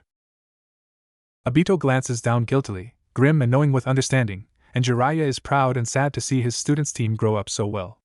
Fugaku-sama is a lot better now, especially after what happened to Shursui and then the thing with Itachi and Sasuke, but the clan as a whole is still really protective of the Sharingan. He shakes his head, dismayed and subdued, a non-Uchiha coming back with one. Especially during a war? I wouldn't be surprised if they demanded his head. Rin's lips thin, but she doesn't dispute it. Uchiha or not, they all understand how highly Kekkei Genkais are coveted and protected. Kakashi-kun. Obito's expression pinches with confusion, but that can't be it, can it? I get maybe not getting along, especially after the crap he said in the beginning, but Kakashi's wouldn't hold a grudge over something like that. It sucks, but clan politics and stuff, he'd get it, you know? And Jiraiya does know. He knows, almost better than Minato, how Kakashi viewed himself when he was a child, how hard it is to live with an unbearable burden, especially one that another Obito had unwittingly, or knowingly, given him. He wouldn't be surprised if young Kakashi, barely on the cusp of adulthood, willingly became a lamb for slaughter if he thought it was for the good of the village, if he believed his role as a tool for the Hokage was done. If the Uchiha wanted him blinded or dead, Kakashi would does understand and accept it because it's for the good of the village. He eyes the silver-haired genius speculatively as Rin and Obito quietly converse, wondering just how much the rigid, angry boy he knew changed, chest tightening the slightest bit because by the Shodai Kakashi looks just like his father, wild hair and strong jaw and tall build all from Tsukumo. He thought he'd gotten over the resemblance during the council meeting, but it still throws him how much of his old friend he sees. The sight of him brings back regrets he thought he was so good at burying. Tsunade flicks him gently in the thigh, and gently for her means he'll wake up tomorrow with a massive bruise covering most of his upper leg, but it does the trick and draws him out of his unwitting melancholy just as the Namikes drag Kakashi back with some tea and mochi. No one mentions Kushina's slightly red-rimmed eyes or when Kakashi, like last time, chooses the armchair furthest from reach. They all settle, talking mindlessly of missions and current projects around the village, and Jiraiya doesn't miss the quicksilver looks of content and heartbreak that dart across the silver-haired Jounin's face. If you want to know something, you can just ask, Kakashi says mildly during a quiet lull in conversation.